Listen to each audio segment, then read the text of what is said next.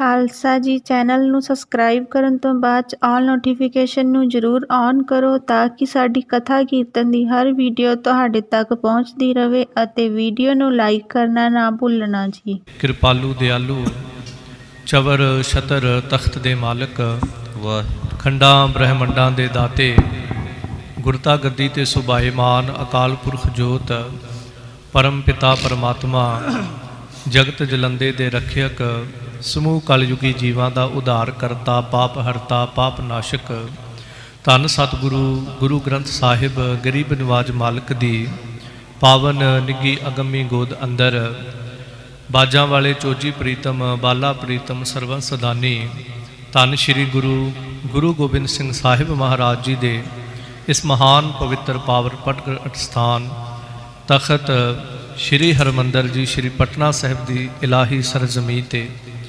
गुरु की पावन गोद अंदर सज बैठे गुरु के प्यार वाले खालसा जीओ आओ साहब जी दे तरस दे पात्र बनने का यतन करिए। मालिक ने बेअंत रहमतां दे नाल निवाजिया है कि गरीब नवाज साहब जी दे सरगुण स्वरूप दे पावन इतिहास पावन जीवन बिरतांत इस कली काल के भयानक समय अंदर साहब जी ने सुभागी सुलखनी घड़ी बख्शिश है कि सरवण कर रहे हाँ। हजूर पातशाह जी के पावन जीवन कौतक जो कई रोज तो धन गुरु हरगोबिंद महाराज मीरी पीरी के दाते दे ये खेड ये कौतक सरवण करते हाँ। जंग प्रारंभ होया इस करतारपुर साहब के जंग अंदर जिथे काले खां पैंदे खां असमान खान अनवर खां पूरे जड़े सारे जड़े ने तकरीबन 20,000 फौज लै करके आए ने। हजूर गुरु हरगोबिंद महाराज जी के नाल जंग प्रारंभ होया भाई लखू जंग दे विच है भाई अमिया जंग दे विच है फिर गरीब नवाज सतगुरु पातशाह जी के होर मेहरबान सिख जड़े ने मेहर चंद ये सारे जंग दे विच गुरु हरगोबिंद महाराज खुद इस जंग दे विच शामिल हो चुके ने।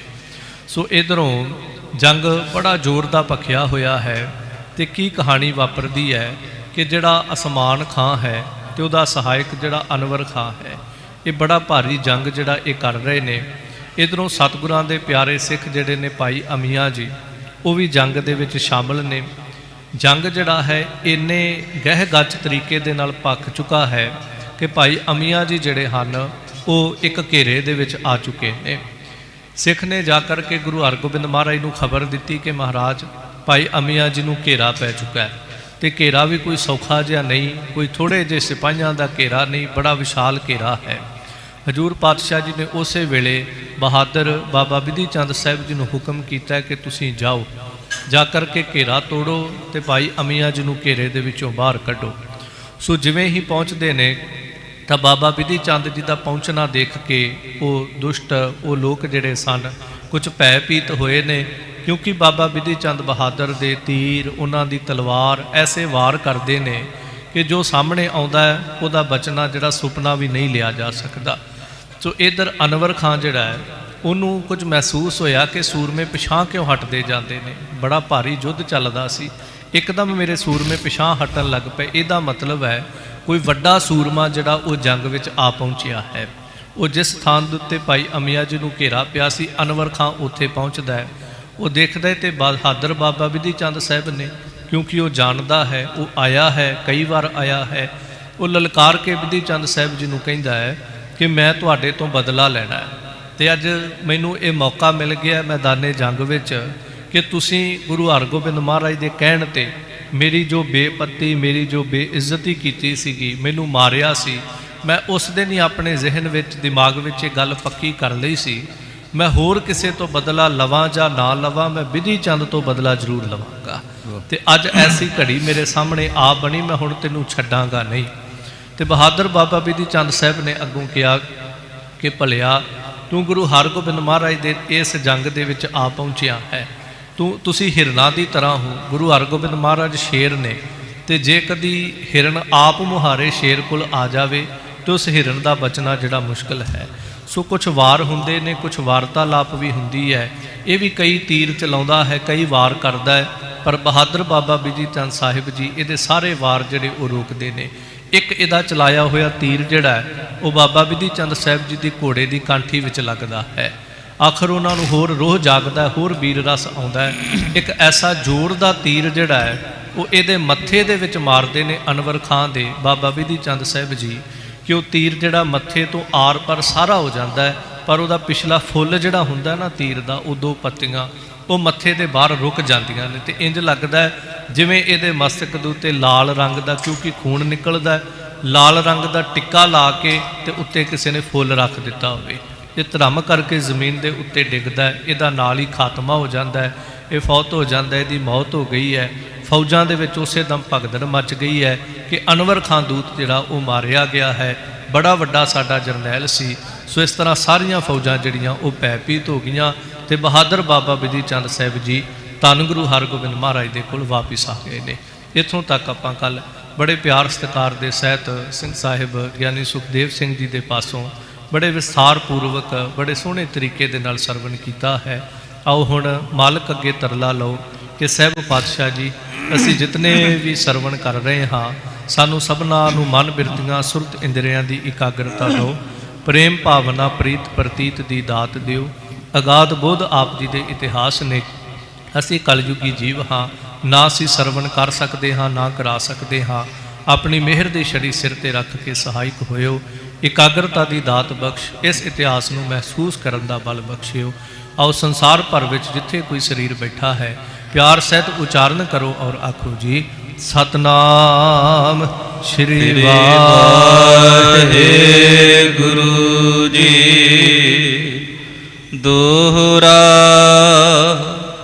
ਸ੍ਰੀ ਸਤਿਗੁਰ ਜੋਧਾ ਬਲੀ ਛੋਰਤ ਤਿਛਨ ਬਾਨ। ਸੋ 24ਵੇਂ ਇਸ ਪਾਵਨ ਪ੍ਰਸੰਗ ਦੀ ਪ੍ਰਾਰੰਭਤਾ ਹੋ ਰਹੀ 24 ਅੰਸੂ ਹੈ, ਜਿਸ ਦੇ ਅੰਦਰ ਚੱਲਦਾ ਹੋਇਆ ਜੰਗ ਜਿਹੜਾ ਉਹ ਫਿਰ ਅੱਗੇ ਜਾਰੀ ਹੈ। ਪਰ ਇਹ ਜੰਗ ਦਾ ਪ੍ਰਸੰਗ ਫਿਰ ਸ਼ੁਰੂ ਕਰੀਏ, ਇੱਕ ਛੋਟੀ ਜਿਹੀ ਬੇਨਤੀ ਕਰ ਲਈਏ, ਕਿਉਂਕਿ ਚੱਲਦੀ ਕਥਾ ਵਿੱਚ ਜੇ ਇੱਧਰ ਉੱਧਰ ਗੱਲ ਕਰੀਏ ਤੁਹਾਡੀ ਵੀ ਬਿਰਤੀ ਟੁੱਟਦੀ, ਸਾਡੀ ਵੀ ਟੁੱਟਦੀ ਹੈ। ਸੋ ਬੇਨਤੀ ਇਹੀ ਹੈ ਕਿ ਜੋ ਸਾਡੇ ਕੋਲ ਮੋਬਾਈਲ ਹਨ, ਤਕਰੀਬਨ ਹਰ ਮਨੁੱਖ ਦੀ ਜੇਬ ਵਿੱਚ ਅੱਜ ਹੈ, ਤਾਂ ਕੋਸ਼ਿਸ਼ ਕਰੋ, ਯਤਨ ਕਰੋ ਜੇ ਬੰਦ ਹੋ ਸਕਣ।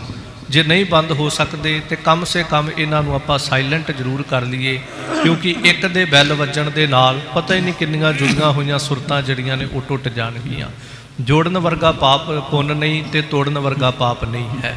ਸੋ ਮਾਲਕ ਤਰਸ ਕਰੇ ਅਸੀਂ ਇਸ ਗੱਲ ਦੇ ਉੱਤੇ ਗੌਰ ਕਰ ਸਕੀਏ, ਬੱਚਿਆਂ ਨੂੰ ਥੋੜਾ ਸੰਭਾਲੀਏ, ਆਪ ਵੀ ਕਾਗਰ 'ਚ ਧੋ ਕੇ ਬੈਠੀਏ, ਕਿਉਂਕਿ ਇਹ ਜਿਹੜੇ ਇਤਿਹਾਸ ਦੇ ਪੰਨੇ ਨੇ ਨਾ ਗੁਰਮੁਖੋ, ਇਹ ਜਦੋਂ ਇੱਕ ਵਾਰ ਪਲਟ ਗਏ, ਇਹ ਪਤਾ ਨਹੀਂ ਦੁਬਾਰਾ ਸਾਡੀ ਵੀ ਜ਼ਿੰਦਗੀ 'ਚ ਸਾਨੂੰ ਪੜ੍ਹਨ ਵਾਸਤੇ ਮਿਲਨੇ ਆ ਜਾਂ ਨਹੀਂ, ਕਿਉਂਕਿ ਇਹ ਇਤਿਹਾਸ ਬੜੇ ਚਿਰ ਦਾ ਲੜੀਵਾਰ ਰੂਪ ਅੰਦਰ ਪ੍ਰਾਰੰਭ ਹੈ, ਕਈ ਸਾਲ ਲੰਘ ਗਏ ਨੇ। ਕਦੋਂ ਜਾ ਕੇ ਸੰਪੂਰਨਤਾ ਹੋਏਗੀ, 10ਵੇਂ ਪਾਤਸ਼ਾਹ ਦੇ ਇਤਿਹਾਸ ਤੱਕ ਪਹੁੰਚਾਂਗੇ, ਫਿਰ ਸ਼ੁਰੂ ਤੋਂ ਪ੍ਰਾਰੰਭ ਹੋਏਗਾ, ਫਿਰ ਕਿਤੇ ਗੁਰੂ ਹਰਗੋਬਿੰਦ ਮਹਾਰਾਜ ਦੇ ਜੀਵਨ ਆਉਣਗੇ, ਪਤਾ ਨਹੀਂ ਉਦੋਂ ਤੱਕ ਕਿਹੜਾ ਸਰੀਰ ਕਿੱਥੇ ਹੋਵੇਗਾ, ਇਹ ਮਾਲਕ ਜਾਣੇ। ਤੇ ਜਿਹੜਾ ਪੰਨਾ ਇੱਕ ਵਾਰ ਪਲਟ ਗਿਆ ਉਹ ਦੁਬਾਰਾ ਸੁਣਨਾ ਮੁਸ਼ਕਲ ਹੋ ਜਾਏਗਾ। ਇਸ ਕਰਕੇ ਇਕਾਗਰ ਹੋਈਏ।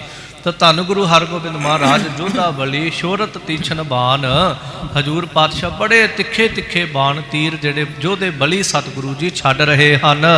ਕਰਹ ਏਕ ਤੇ ਨਾਸ ਗਨ, ਗਿਰਹ ਤੁਰਕ ਤਜ ਪ੍ਰਾਨ। ਤੇ ਇੱਕ ਤੀਰ ਦੇ ਨਾਲ ਅਨੇਕਾਂ ਸੂਰਮੇ ਜਿਹੜੇ ਨੇ ਸਾਹਮਣੇ ਦੁਸ਼ਮਣ ਫੌਜ ਦੇ, ਉਹਨਾਂ ਦਾ ਨਾਸ਼ ਕਰਦੇ ਨੇ। ਇਸ ਤਰ੍ਹਾਂ ਤਿੱਖੇ ਬਾਣ ਜਿਹੜੇ ਜਦੋਂ ਛੱਡਦੇ, ਜਿਸ ਦੇ ਸਰੀਰ ਨੂੰ ਲੱਗਦਾ ਹੈ ਤਜ ਪ੍ਰਾਨ, ਉਹ ਤੁਰਕ ਉਸੇ ਵੇਲੇ ਆਪਣੇ ਪ੍ਰਾਣ ਤਜ ਦਿੰਦਾ, ਛੱਡ ਦਿੰਦਾ ਹੈ। ਮਦ ਭਾਰ ਛੰਦ ਲੜਤੇ ਸੁਬੀਰ ਬਿਦਤੇ ਸਰੀਰ। ਸੋ ਇਸ ਤਰ੍ਹਾਂ ਵੀਰ ਸੂਰਮੇ ਲੜਦੇ ਨੇ ਤੇ ਬਿੱਧ ਤੇ ਸਰੀਰ ਇੱਕ ਦੂਜੇ ਦੇ ਸਰੀਰਾਂ ਨੂੰ ਵਿੰਨਦੇ ਨੇ। ਉਧਰਲੀਆਂ ਫੌਜਾਂ ਗੁਰੂ ਕੇ ਸਿੱਖਾਂ ਦੇ ਸਰੀਰ ਵਿੰਨਦੀਆਂ ਤੇ ਗੁਰੂ ਕੇ ਸਿੱਖਾਂ ਦੇ ਤੀਰ ਜਿਹੜੇ ਨੇ ਉਹਨਾਂ ਦੇ ਸਰੀਰ ਵਿੰਨਦੇ ਹਨ।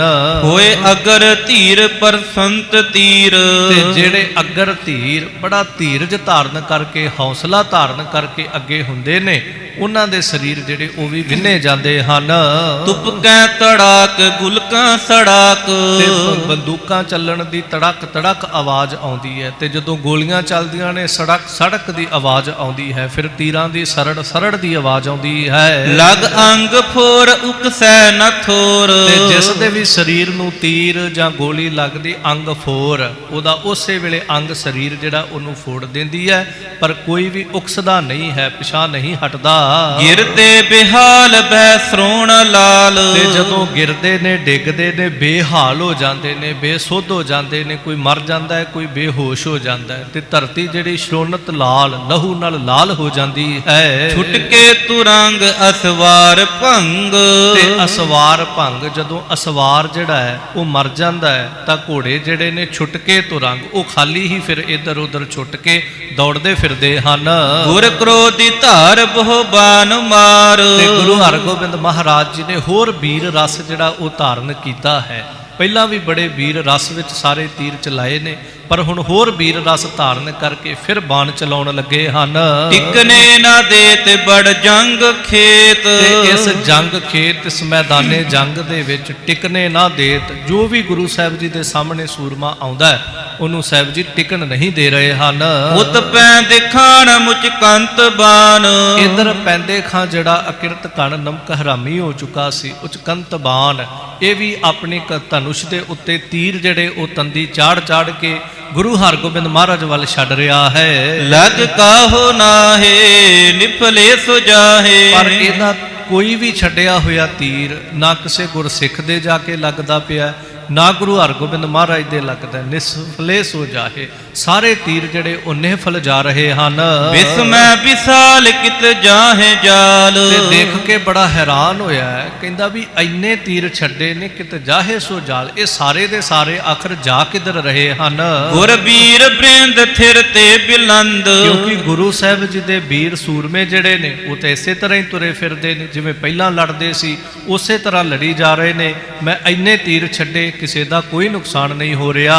ਨਹਿ ਘਾਵ ਖਾਹੇ ਤਿਮ ਹੀ ਦਿਖਾਹੇ। ਕਿਸੇ ਨੂੰ ਕੋਈ ਘਾਵ ਨਹੀਂ ਲੱਗਾ, ਕਿਸੇ ਨੂੰ ਕੋਈ ਮੇਰੇ ਤੀਰ ਦੇ ਨਾਲ ਜ਼ਖਮ ਤੱਕ, ਕੋਈ ਫੱਟ ਤੱਕ ਨਹੀਂ ਲੱਗਾ। ਫਿਰ ਤੇ ਦਿਖਾਏ, ਇਹ ਤਾਂ ਜਿਵੇਂ ਪਹਿਲਾਂ ਖੜੇ ਸੀ ਉਵੇਂ ਹੀ ਮੈਨੂੰ ਫਿਰ ਦਿਸਦੇ ਪਏ ਨੇ। ਫਿਰ ਗੁਰੂ ਹਰਗੋਬਿੰਦ ਮਹਾਰਾਜ ਵੱਲ ਸੋਚਦਾ, ਕਹਿੰਦਾ ਜਿਵੇਂ ਪਹਿਲਾਂ ਸਾਹਮਣੇ ਖੜੇ ਲੜਦੇ ਸੀ ਉਸੇ ਤਰ੍ਹਾਂ ਹੁਣ ਸਾਹਮਣੇ ਖੜੇ ਨੇ। ਇੰਨੇ ਤੀਰ ਛੱਡੇ ਨੇ ਪਰ ਇਹਨਾਂ ਦੇ ਸਰੀਰ ਨੂੰ ਛੂਹੇ ਤੱਕ ਵੀ ਨਹੀਂ ਹਨ। ਤੁਰ ਕਾਨ ਨਾਸ ਦਿਖਤੇ ਚੁਪਾਸ। ਪਰ ਜਦੋਂ ਮੈਂ ਆਸੇ ਪਾਸੇ ਚੌਪਾਸ ਚਾਰੇ ਪਾਸੇ ਨਿਗਾਹ ਮਾਰਦਾ ਵਾਂ ਤਾਂ ਤੁਰਕਾਨ ਨਾਸ਼, ਸਾਡੀ ਤੁਰਕਾਂ ਦੀ ਫੌਜ ਜਿਹੜੀ ਬੜੇ ਵੱਡੇ ਰੂਪ ਦੇ ਵਿੱਚ ਨਾਸ਼ ਹੋ ਗਈ ਹੈ। ਰਦ ਪੀਸ ਪੀਸ ਦਲ ਬ੍ਰਿੰਦ ਈਸ। ਤੇ ਇਸ ਤਰ੍ਹਾਂ ਦੰਦ ਜਿਹੜੇ ਨੇ ਉਹਨਾਂ ਨੂੰ ਪੀਸ ਪੀਸ ਭਾਵ ਕਚੀਚਨੀਆਂ ਲੈ ਲੈ ਕੇ ਆਪਣੀ ਡਿੱਗੀ ਹੋਈ ਫੌਜ ਵੱਲ ਵੇਂਦਾ ਤੇ ਕਹਿੰਦਾ ਇਹ ਬਾਦਸ਼ਾਹ ਦੀ ਫੌਜ ਹੈ, ਇਹ ਬਾਦਸ਼ਾਹ ਦਾ ਲਸ਼ਕਰ ਹੈ ਜਿਹੜਾ ਮਰਿਆ ਪਿਆ ਹੈ। ਸੁਬਟਾਨ ਪ੍ਰੇਰ ਹੋਏ ਕਹਿ ਦਲੇਰ। ਹੁਣ ਜਿਹੜੇ ਬਚੇ ਹੋਏ ਸੂਰਮੇ ਨੇ ਉਹਨਾਂ ਨੂੰ ਪ੍ਰੇਰਦਾ ਹੈ, ਕਹਿੰਦਾ ਦਲੇਰ ਹੋਵੋ, ਹਿੰਮਤ ਧਾਰਨ ਕਰੋ, ਜੋਸ਼ ਨਾਲ ਲੜਨਾ ਕਰੋ। ਜਬ ਹੋਤ ਮਾਰ ਗਿਰਤੇ ਸੁਮਾਰ। ਪਰ ਉਹ ਕੀ ਕਰਨ, ਜਦੋਂ ਇਧਰੋਂ ਗੁਰੂ ਸਾਹਿਬ ਜੀ ਦੇ ਵੱਲੋਂ ਗੁਰੂ ਕੇ ਸਿੱਖਾਂ ਦੀ ਜ਼ੋਰ ਦੀ ਮਾਰ ਦੀ ਹੱਲਾ ਵੱਜਦਾ ਹੈ ਤਾਂ ਉਸੇ ਵੇਲੇ ਉਹ ਸਾਹਮਣੇ ਫੌਜ ਸਿਪਾਹੀ ਜਿਹੜੇ ਨੇ ਗਿਰਤੇ ਸ਼ੁਮਾਰ, ਕੋਈ 500 ਕੋਈ 200 ਦੀ ਗਿਣਤੀ ਨਹੀਂ, ਬੇਸ਼ੁਮਾਰ ਗਿਣਤੀ ਵਿੱਚ ਜ਼ਮੀਨ ਤੇ ਡਿੱਗ ਪੈਂਦੇ ਹਨ। ਹਟ ਕੰਤ ਹੇਰ ਨਹਿ ਹਵੈ ਅਗੇਰ। ਤੇ ਕਈ ਜਿਹੜੇ ਨੇ ਕੰਤ ਹੇਰ ਆਪਣੇ ਸਾਹਮਣੇ ਦੂਜਿਆਂ ਨੂੰ ਮਰੇ ਦੇਖ ਕਰਕੇ ਪਿਛਾਂ ਹਟ ਜਾਂਦੇ ਨੇ, ਅੱਗੇ ਨਹੀਂ ਟਿਕ ਪਾਉਂਦੇ ਹਨ। ਦਿਸ ਪ੍ਰਾਚ ਮਾਹੇ ਕੁਤਬਾ ਲਰਾਹੇ। ਇਹਨਾਂ ਨੇ ਕੀ ਕੀਤਾ ਕਿ ਪੂਰਬ ਵਾਲਾ ਪਾਸਾ ਜਿਹੜਾ ਪ੍ਰਾਚੀ ਦਿਸ਼ਾ, ਪੂਰਬ ਵਾਲੀ ਦਿਸ਼ਾ ਜਿਹੜੀ ਹੈ ਉਧਰ ਕੁਤਬ ਖਾਨ ਲੜਦਾ ਪਿਆ ਹੈ। ਜਿਸ ਅਗਰ ਵਿਪਰ ਸਰ ਛੋਰ ਛਿਪਰ। ਜਿਸ ਦੇ ਅੱਗੇ ਜਾਤ ਮਲਕ ਜੋ ਬ੍ਰਾਹਮਣ ਹੈ ਉਹ ਸਾਹਮਣੇ ਖੜਾ ਹੈ ਕੁਤਬ ਖਾਨ ਦੇ ਸਾਹਮਣੇ, ਤੇ ਉਹ ਵੀ ਬੜੇ ਜ਼ੋਰ ਦੇ ਨਾਲ ਤੀਰ ਜਿਹੜੇ ਇਹਦੇ ਵੱਲ ਛੱਡ ਰਿਹਾ ਹੈ। ਚਾਹ ਬੀਚ ਜਾਨਪੁਰ ਕੇ ਸਥਾਨ। ਜਿਹੜਾ ਕੁਤਬ ਖਾਂ ਹੈ ਇਹ ਚਾਹੁੰਦਾ ਹੈ ਮੈਂ ਕਿਸੇ ਨਾ ਕਿਸੇ ਤਰ੍ਹਾਂ ਮਲਕ ਜਾਤ ਨੂੰ ਇਸ ਤਰ੍ਹਾਂ ਹੈ ਇਹਨੂੰ ਦੱਬ ਕੇ, ਇਹਨੂੰ ਮਾਰ ਕੇ ਮੈਂ ਕਰਤਾਰਪੁਰ ਸਾਹਿਬ ਜੀ ਦੇ ਵਿੱਚ ਆਪਣੀ ਫੌਜ ਸਮੇਤ ਪ੍ਰਵੇਸ਼ ਕਰ ਜਾਵਾਂ। ਜਬ ਹੇਲ ਕਾਲ ਤਜ ਸਤਰੂ ਜਾਲ। ਪਰ ਜਦੋਂ ਇਹ ਬਹੁਤ ਵੱਡਾ ਹੱਲਾ ਕਰਦੇ ਨੇ ਕਿ ਅਸੀਂ ਪੁਰੀ ਵਿੱਚ ਪ੍ਰਵੇਸ਼ ਕਰਨਾ ਹੈ, ਇਧਰੋਂ ਭਾਈ ਜਾਤੀ ਮਲਕ ਜੀ ਉਹ ਵੀ ਅੱਗੋਂ ਜਵਾਬ ਦਿੰਦੇ ਨੇ। ਜ਼ੋਰ ਦਾ ਹੱਲਾ ਜਦੋਂ ਬੋਲਦੇ ਨੇ ਇਹਨਾਂ ਦੀ ਵਸ ਪੇਸ਼ ਨਹੀਂ ਜਾਂਦੀ। ਦੋਹਰਾ ਥਿਰ ਹਵੈ ਜਾਤੀ ਮਲਕ ਦਿਜ ਮਾਰਤ ਕਸ ਕਸ ਬਾਨ। ਇਸ ਤਰ੍ਹਾਂ ਕੁਤਬ ਖਾਂ ਬੜੀ ਕੋਸ਼ਿਸ਼ ਕਰਦਾ ਹੈ, ਪਰ ਭਾਈ ਜਾਤੀ ਮਲਕ ਜੀ ਥਿਰ ਹਵੈ ਇੱਕ ਥਾਂ ਦੇ ਉੱਤੇ ਟਿਕੇ ਹੋਏ ਨੇ ਤੇ ਨਿਸ਼ਾਨੇ ਬੰਨ ਕੇ ਬੜੇ ਜ਼ੋਰ ਦੇ ਨਾਲ ਇਹਨਾਂ ਤੇ ਤੀਰਾਂ ਦੀ ਵਰਖਾ ਕਰ ਰਹੇ ਹਨ। ਸੈਯਦ ਮੁਗਲ ਪਠਾਨ ਗਨ ਗਿਰਹਿ ਪ੍ਰਾਨ ਕਰਹਾਨ। ਤੇ ਭਾਵੇਂ ਇਸ ਫੌਜ ਦੇ ਵਿੱਚ ਕੋਈ ਮੁਗਲ ਹੈ, ਭਾਵੇਂ ਕੋਈ ਸੈਯਦ ਹੈ, ਭਾਵੇਂ ਕੋਈ ਪਠਾਨ ਹੈ, ਕਿਉਂਕਿ ਇਹ ਸਾਰੀਆਂ ਇਹਨਾਂ ਦੀਆਂ ਜਾਤਾਂ ਸਨ। ਇਹ ਜਿਹੜਾ ਵੀ ਸਾਹਮਣੇ ਖੜਾ ਹੈ, ਭਾਈ ਜਾਤੀ ਮਲਕ ਜੀ ਜਿਹਨੂੰ ਵੀ ਤੀਰ ਮਾਰਦੇ ਨੇ ਉਸੇ ਵੇਲੇ ਉਹ ਥੱਲੇ ਭੋਏ ਡਿੱਗ ਪੈਂਦਾ ਹੈ। ਰਸਾਵਲ ਛੰਦ ਗੁਰੂ ਸੋਰ ਬੰਕੇ ਸੁਹਵੈ ਨਾ ਨਿਸੰਕੇ। ਇਸ ਤਰ੍ਹਾਂ ਗੁਰੂ ਕੇ ਸੂਰਮੇ ਜਿਹੜੇ ਬੰਕੇ ਬੜੇ ਉੱਚੇ ਸਰੀਰਾਂ ਵਾਲੇ ਬੜੇ ਵਿਸ਼ਾਲ ਯੋਧੇ ਹਨ, ਸੋ ਨਿਸ਼ੰਕੇ ਭਾਵ ਸ਼ੰਕਾ ਰਹਿਤ ਹੋ ਕਰਕੇ, ਮੌਤ ਤੋਂ ਭੈ ਤੋਂ ਰਹਿਤ ਹੋ ਕਰਕੇ, ਬੇਖੌਫ ਹੋ ਕਰਕੇ, ਬੇਡਰ ਹੋ ਕਰਕੇ ਲੜ ਰਹੇ ਹਨ। ਕਬੈ ਸ਼ਸਤਰ ਲਾਗੈ ਕਉ ਪ੍ਰਾਨ ਤਿਆਗੈ। ਜੰਗ ਚੱਲਦੀ ਹੈ, ਜ਼ਰੂਰੀ ਨਹੀਂ ਕਿ ਇਹਨਾਂ ਦਾ ਕੋਈ ਨੁਕਸਾਨ ਨਾ ਹੋਵੇ। ਕਈ ਵਾਰ ਦੁਸ਼ਮਣ ਫੌਜ ਦਾ ਕੋਈ ਐਸਾ ਤੀਰ, ਐਸੀ ਗੋਲੀ ਗੁਰਸਿੱਖਾਂ ਦੇ ਵੀ ਵੱਜਦੀ ਹੈ ਤੇ ਜਿਨ੍ਹਾਂ ਦੇ ਵੱਜਦੀ ਹੈ ਉਹਨਾਂ ਦੇ ਪ੍ਰਾਣ ਜਿਹੜੇ ਉਹ ਨਿਕਲਦੇ, ਉਹ ਸ਼ਹੀਦ ਹੋ ਜਾਂਦੇ ਹਨ। ਨਹੀਂ ਤਰਾਸ ਮਾਨ ਮਿਲੈ ਸ਼ਤਰੂ ਹਨ। ਪਰ ਕਿੰਨਾ ਵੱਡਾ ਫਰਕ ਹੈ, ਜਦੋਂ ਦੁਸ਼ਮਣ ਦੀ ਫੌਜ ਦੇ ਸਿਪਾਹੀ ਮਰਦੇ ਨੇ ਤਾਂ ਉਹਨਾਂ ਦੇ ਜਿਉਂਦੇ ਜਿਹੜੇ ਨੇ ਉਹ ਮਰਿਆਂ ਨੂੰ ਦੇਖ ਕੇ ਪਿਛਾਂਹ ਹਟ ਜਾਂਦੇ ਨੇ, ਡਰ ਜਾਂਦੇ ਨੇ। ਪਰ ਇਧਰ ਗੁਰੂ ਕੀਆਂ ਫੌਜਾਂ 'ਚ ਜੇ ਕੋਈ ਸ਼ਹੀਦ ਹੁੰਦਾ ਹੈ ਤੇ ਮਗਰਲੇ ਸਿੱਖ ਜਿਹੜੇ ਨੇ ਹੋਰ ਜੋਸ਼ ਵਿੱਚ ਆ ਕੇ, ਹੋਰ ਉਤਸ਼ਾਹ ਵਿੱਚ ਆ ਕੇ ਅਗਾਂਹ ਹੋ ਕੇ ਲੜਦੇ ਹਨ। ਸਭੀ ਵਿੱਚ ਵਿਪਰੰਗ ਤਜੈ ਤੀਰ ਛਿਪਰੰਗ। ਤੇ ਭਾਈ ਜਾਤੀ ਮਲਕ ਜੀ ਸਾਰਿਆਂ ਸਿੱਖਾਂ ਦੇ ਵਿੱਚ ਦੀ ਹੋ ਕਰਕੇ, ਖੜੇ ਹੋ ਕਰਕੇ ਸਾਹਮਣੇ ਦੁਸ਼ਮਣ ਦੀ ਫੌਜ ਉੱਤੇ ਛਿਪਰੰਗ ਭਾਵ ਕੇ ਵੱਡੇ ਵੱਡੇ ਤੀਰ ਜਿਹੜੇ ਨੇ ਤਕੜੇ ਉਹਨਾਂ ਦੇ ਅੱਗੋਂ ਫੜਨੇ ਹਨ, ਉਹ ਤੀਰ ਛੱਡ ਰਹੇ ਹਨ। ਕਰਿਓ ਆਨ ਹੇਲਾ ਮਹਾਸੁਰ ਮੇਲਾ। ਬਹੁਤ ਜ਼ੋਰ ਦਾ ਹੱਲਾ ਜਿਹੜਾ ਦੁਸ਼ਮਣ ਫੌਜ ਨੇ ਕੀਤਾ ਹੈ ਤੇ ਮੇਲਾ ਭਾਵ ਇਧਰੋਂ ਅੱਗੋਂ ਜਵਾਬੀ ਕਾਰਵਾਈ ਕਰਦਿਆਂ ਹੋਇਆ ਭਾਈ ਜਾਤੀ ਮਲਕ ਜੀ ਨੇ ਵੀ ਹੱਲਾ ਕੀਤਾ। ਇਸ ਤਰ੍ਹਾਂ ਮੇਲ ਹੋਇਆ। ਤੁਫੰਗਾਨ ਨਾਦੰ ਬੰਕੈ ਵੀਰ ਬਾਦੰ। ਕਿ ਤੁਫੰਗਾਂ ਬੰਦੂਕਾਂ ਦੇ ਨਾਦ, ਉੱਚੀ ਉੱਚੀ ਆਵਾਜ਼ ਆਉਂਦੀ ਪਈ ਹੈ। ਫਿਰ ਵੀਰ ਸੂਰਮੇ ਜਿਹੜੇ ਬੰਕ ਹੈ ਇਹ ਉੱਚੀ ਉੱਚੀ ਇਧਰੋਂ ਗੁਰੂ ਕੇ ਸਿੱਖ ਜਿਹੜੇ ਨੇ ਗੁਰੂ ਸਾਹਿਬ ਦਾ ਨਾਂ ਲੈ ਰਹੇ ਨੇ, ਉਧਰੋਂ ਉਹਨਾਂ ਦੇ ਸੂਰਮੇ ਜਿਹੜੇ ਕੋਈ ਅਲੀ ਅਲੀ ਕਹਿ ਰਿਹਾ, ਕੋਈ ਹੱਲਾ ਕਰ ਰਿਹਾ, ਕੋਈ ਮਾਰ ਲੋ ਦੇ ਨਾਰੇ। ਇਸ ਤਰ੍ਹਾਂ ਸੂਰਮਿਆਂ ਦੀਆਂ ਆਵਾਜ਼ਾਂ ਜਿਹੜੀਆਂ ਨੇ ਉਹ ਵੀ ਸਾਰੇ ਬ੍ਰਹਿਮੰਡ ਵਿੱਚ ਗੂੰਜ ਰਹੀਆਂ ਹਨ। ਰੁਪੈ ਢਾਲ ਹੱਥੇ ਦੁਤੀ ਖਗ ਸਾਥੇ। ਇੱਕ ਹੱਥ ਦੇ ਵਿੱਚ ਢਾਲ ਹੈ ਤੇ ਦੂਸਰੇ ਹੱਥ ਦੇ ਵਿੱਚ ਕਿਸੇ ਨੇ ਕਿਰਪਾਨ ਫੜੀ, ਕਿਸੇ ਨੇ ਧਨੁਸ਼ ਫੜਿਆ ਹੈ। ਸਰੋਹੀ ਸੋ ਖੰਡੇ ਦੋ ਤਾਰੇ ਪ੍ਰਚੰਡੇ। ਕਿਸੇ ਨੇ ਹੱਥ ਵਿੱਚ ਸਰੋਹੀ ਕਿਰਪਾਨ ਫੜੀ ਤੇ ਖੰਡੇ। ਸਾਹਮਣੇ ਦੁਸ਼ਮਣ ਜਿਹੜਾ ਹੈ, ਭਾਵੇਂ ਇਧਰੋਂ ਗੁਰੂ ਕੇ ਸਿੱਖ ਨੇ, ਭਾਵੇਂ ਉਹ ਨੇ, ਇੱਕ ਦੂਜੇ ਦੇ ਵਾਸਤੇ ਦੋਨੋਂ ਹੀ ਦੁਸ਼ਮਣ ਹਨ। ਇਹਨਾਂ ਦੇ ਹੱਥਾਂ 'ਚ ਵੀ ਤੀਰਾਂ, ਤਲਵਾਰਾਂ ਤੇ ਢਾਲਾਂ ਨੇ। ਉਹਨਾਂ ਦੇ ਹੱਥਾਂ ਵਿੱਚ ਜਿਹੜਾ ਸਰੀਰ ਸਾਹਮਣੇ ਆਉਂਦਾ ਹੈ ਉਹਨਾਂ ਦਾ ਸਾਹਮਣਾ ਸਰੀਰ ਜਿਹੜਾ ਉਹ ਖੰਡੇ ਟੁਕੜੇ ਕਰ ਦਿੰਦੇ ਹਨ। ਕਟਾ ਕਟ ਕਟ ਮਨੋ ਮਾਸ ਬਾਟੈ। ਕਵੀ ਸਾਹਿਬ ਜੀ ਕਹਿੰਦੇ ਇੰਜ ਕਟਾਵਟ ਭਾਵ ਕਿ ਕਟਾ ਕੱਟ, ਜਿਵੇਂ ਆਪਾਂ ਸ਼ਬਦ ਵਰਤ ਲਈਏ ਕੱਟ ਵੱਢ ਚੱਲਦੀ ਪਈ ਹੈ, ਕਿ ਮਾਨੋ ਆਪਣੀਆਂ ਤਲਵਾਰਾਂ ਦੇ ਨਾਲ ਮਾਸ ਦੀਆਂ ਬੋਟੀਆਂ ਵੰਡਦੇ ਪਏ ਹੋਣ। ਕਿਉਂਕਿ ਜਦੋਂ ਤਲਵਾਰ ਕਿਸੇ ਦੇ ਵੀ ਸਰੀਰ ਨੂੰ ਵੱਜਦੀ ਅੰਗ ਲਾ ਦਿੰਦੀ ਹੈ, ਕਿਸੇ ਦੀ ਬੋਟੀ ਲਾ ਦਿੰਦੀ, ਕਿਸੇ ਦੇ ਸਰੀਰ ਨੂੰ ਗਹਿਰਾ ਫੱਟ ਜਿਹੜਾ ਉਹ ਲਾਉਂਦੀ ਹੈ। ਤੇ ਇੰਜ ਲੱਗਦਾ ਜਿਵੇਂ ਤਲਵਾਰਾਂ ਦੇ ਨਾਲ ਕੱਟ ਕੇ ਮਾਸ ਦੀਆਂ ਬੋਟੀਆਂ, ਸਰੀਰਾਂ ਦੇ ਅੰਗ ਜਿਹੜੇ ਨੇ ਇੱਕ ਦੂਜੇ ਨੂੰ ਵੰਡ ਰਹੇ ਹੋਵਨ। ਭਏ ਖੰਡ ਖੰਡਾ ਪਰੇ ਭੂਮ ਮੰਡਾ। ਇਸ ਤਰ੍ਹਾਂ ਸਾਰੀ ਭੂਮ ਦੇ ਉੱਤੇ, ਧਰਤੀ ਦੇ ਉੱਤੇ ਖੰਡ ਹੋਏ ਸਰੀਰ, ਟੁਕੜੇ ਹੋਏ ਸਰੀਰ ਜਾਂ ਟੁੱਟੇ ਭੱਜੇ ਸਰੀਰ। ਕੁਝ ਸਰੀਰ ਟੁਕੜੇ ਹੋ ਜਾਂਦੇ ਨੇ, ਕੁਝ ਸਰੀਰ ਟੁੱਟ ਜਾਂਦੇ ਨੇ। ਜਿਵੇਂ ਬਾਂਹ ਲੱਤ ਟੁੱਟ ਜਾਵੇ, ਉਹ ਵੱਖ ਨਹੀਂ ਹੋਈ ਸਰੀਰ ਨਾਲੋਂ ਪਰ ਟੁੱਟ ਗਈ ਹੈ। ਇਸ ਤਰ੍ਹਾਂ ਕੁਝ ਸਰੀਰ ਟੁਕੜੇ ਹੋਏ ਪਏ ਨੇ, ਕੁਝ ਟੁੱਟੇ ਪਏ ਡਿੱਗੇ ਪਏ ਹਨ। ਕਿਸੂ ਕਾਟ ਤੁੰਡਾ ਪਿਖੇ ਭੀਰ ਪੰਡਾ। ਤੇ ਕਿਸੇ ਦਾ ਸਿਰ ਜਿਹੜਾ ਹੈ ਉਹ ਕੱਟਿਆ ਪਿਆ ਹੈ, ਸਿਰ ਜਿਹੜਾ ਉਹ ਰਿੜਦਾ ਫਿਰਦਾ ਹੈ। ਤੇ ਕਿਸੇ ਦਾ ਸਾਰਾ ਧੜ ਜਿਹੜਾ ਹੈ ਉਹ ਟੁਕੜੇ ਹੋ ਕਰਕੇ ਕੱਟ ਵੱਢ ਹੋਇਆ ਹੈ। ਚਲੇ ਜਗ ਛੰਡਾ ਨਚੈ ਨੰਗ ਖੰਡਾ। ਤੇ ਇਸ ਤਰ੍ਹਾਂ ਨੰਗੇ ਖੰਡੇ ਜਿਹੜੇ ਨੇ ਉਹ ਮੈਦਾਨੇ ਜੰਗ ਦੇ ਵਿੱਚ ਨੱਚਦੇ ਪਏ ਹਨ। ਤੇ ਇਸ ਤਰ੍ਹਾਂ ਜਿਹੜੇ ਕਾਇਰ ਨੇ ਉਹ ਪਿਛਾਂ ਹਟਦੇ ਤੇ ਸੂਰਮੇ ਜਿਹੜੇ ਉਹ ਲੜ ਰਹੇ ਹਨ। ਫਟੇ ਸ਼ਸਤਰ ਝੰਡਾ ਗਇਓ ਬਸ ਖੰਡਾ। ਤੇ ਜਿਹੜੇ ਇਹਨਾਂ ਦੇ ਸ਼ਸਤਰ ਚੱਲੇ ਨੇ ਗੁਰੂ ਕੇ ਸਿੱਖਾਂ ਦੇ, ਤਾਂ ਸਾਹਮਣੀ ਫੌਜ ਨੇ ਜਿਹੜੇ ਆਪਣੇ ਝੰਡੇ ਫੜੇ ਹੋਏ ਸੀ ਨਾ, ਉਹ ਝੰਡੇ ਵੀ ਜਿਹੜੇ ਨੇ ਉਹ ਸਾਰੇ ਲੀਰੋ ਲੀਰ ਕਰ ਦਿੱਤੇ। ਉਹਨਾਂ ਦੇ ਜਿਹੜੇ ਬਾਂਸ ਸਨ ਜਾਂ ਉਹਨਾਂ ਦੇ ਡੰਡੇ ਜਿਹੜੇ ਸਨ ਉਹ ਵੀ ਕਿਸੇ ਦੇ ਹੱਥ ਵਿੱਚ ਖਾਲੀ ਰਹਿ ਗਿਆ। ਤੇ ਕਿਸੇ ਸੂਰਮੇ ਦੀ ਤਲਵਾਰ ਦੇ ਨਾਲ ਉਹ ਬਾਂਸ, ਉਹ ਡੰਡਾ ਵੀ ਜਿਹੜਾ ਉਹ ਦੋ ਖੰਡ ਉਹ ਟੁਕੜੇ ਹੋ ਗਿਆ ਹੈ। ਬੜੋ ਜੁੰਦ ਮੰਡਾ ਪਰੀ ਮਾਂਡ ਚੰਡਾ। ਸੋ ਇਸ ਤਰ੍ਹਾਂ ਬੜਾ ਭਾਰੀ ਇਹ ਯੁੱਧ ਜਿਹੜਾ ਹੈ ਇਹ ਮੱਚ ਚੁੱਕਾ ਹੈ ਤੇ ਇੱਕ ਦੂਜੇ ਦੇ ਉੱਤੇ ਇੰਜ ਵਾਰ ਹੋ ਕਰਕੇ ਇੱਕ ਦੂਜੇ ਦੀਆਂ ਜਾਨਾਂ ਲੈ ਰਹੇ ਹਨ। ਦੋਹਰਾ ਕਤਬ ਖਾਨ ਜਾਤੀ ਮਲਕ ਲੜਤ ਕਰਤ ਘਮਸਾਨ। ਇਸ ਤਰ੍ਹਾਂ ਕੁਤਬ ਖਾਨ ਤੇ ਭਾਈ ਜਾਤੀ ਮਲਕ ਸਾਹਿਬ ਜੋ ਬ੍ਰਾਹਮਣ ਹਨ, ਬਹੁਤ ਘਮਸਾਨ ਦਾ ਜੰਗ ਇਹਨਾਂ ਦੋਨਾਂ ਦੇ ਵਿੱਚ ਚੱਲ ਰਿਹਾ। ਦੋਨੋਂ ਇੱਕ ਦੂਜੇ ਦੇ ਉੱਤੇ ਤੀਰਾਂ ਦੀ ਵਰਖਾ ਕਰ ਰਹੇ ਨੇ।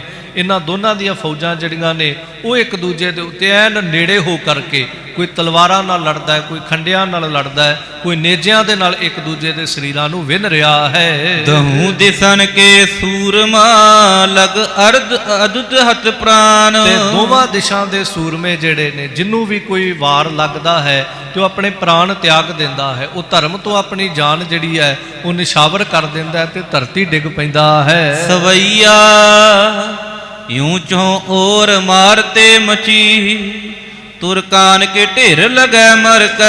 इस तरह सवैये विच जिक्र करते ने चारे पासे ये मार मची है, भारी युद्ध लग गया है। पर ज़्यादा नुकसान जिहड़ा वो किहदा हो रहा, कवि साहब जी कहते तुरकान के ढेर लगे मर के।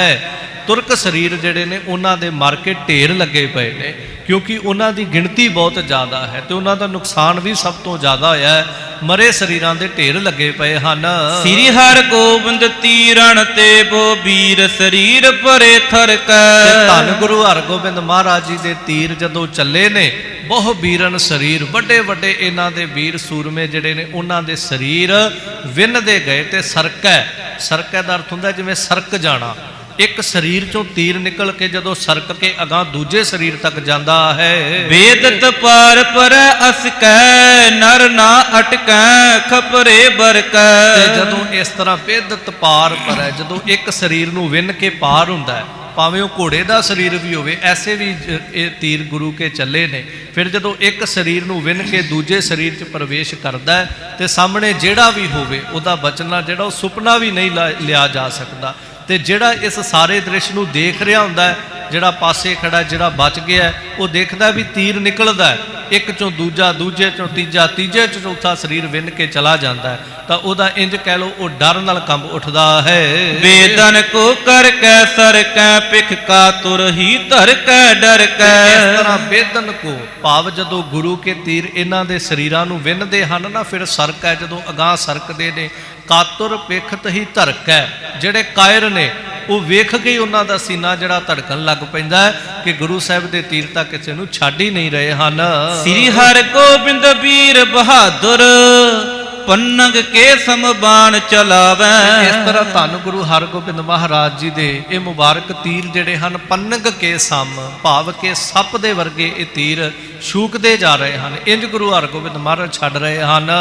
बृंद प्रहारत सतरु न डारत। सो इस तरह बृंद प्रहारत सतगुरु पातशाह जी दे तीर जदों निकलते ने तां सामने शत्रुन डारत, किन्ने किन्ने सूरमे जिहड़े तुरकां दे खड़े ने उन्हां दे शरीरां नूं विन सुटदे हन। छूछ निखंग हवै और मंगावै। जदों साहिब जी दा तीरां वाला पत्था खाली हो जाता है और मंगावे, साहिब उस वेले सिख नूं हुकम करदे होर पत्था लैके आओ। तीर नहीं बदलते, पत्था ही नवां मंगा लैंदे ने। फिर फटाफट अपने मोढे ते धारण कर लेंदे ने, फिर फटाफट तीर कढ़दे ने, तंदी चाढ़दे ने, छड्डदे जा रहे ने। इंज पातशाह जी ये जंग कर रहे हन। लागवता कर छोरत है। लागवता कर बड़ी जोर दे नाल तंदी जिहड़ी वो बिल्कुल पिछे खिंच के हजूर पातशाह जदों छड्डदे हन तां एक सार ही सार महाबर खावै। इंज लगदा जिवें सतगुरु पातशाह कल्ले तीर ही नहीं छड्डदे, सार ही सार महाबर खावै। सार दा दूजा अर्थ है लोहा, कि जिवें लोहे की वर्खा करता है। आपां आकाश विचों पानी की वर्खा होंदी दुनिया ने तकी, पर इंज लगदा जिवें लोहे की वर्खा हो रही होवे। एक को वेदत हवै पुन तीन हो। ते एक नूं वेद के दूजा, दूजे तो बाद तीजे तक नूं ये तीर जिहड़ा विन सुटदा है। चार के पंच छटोस गिरावै।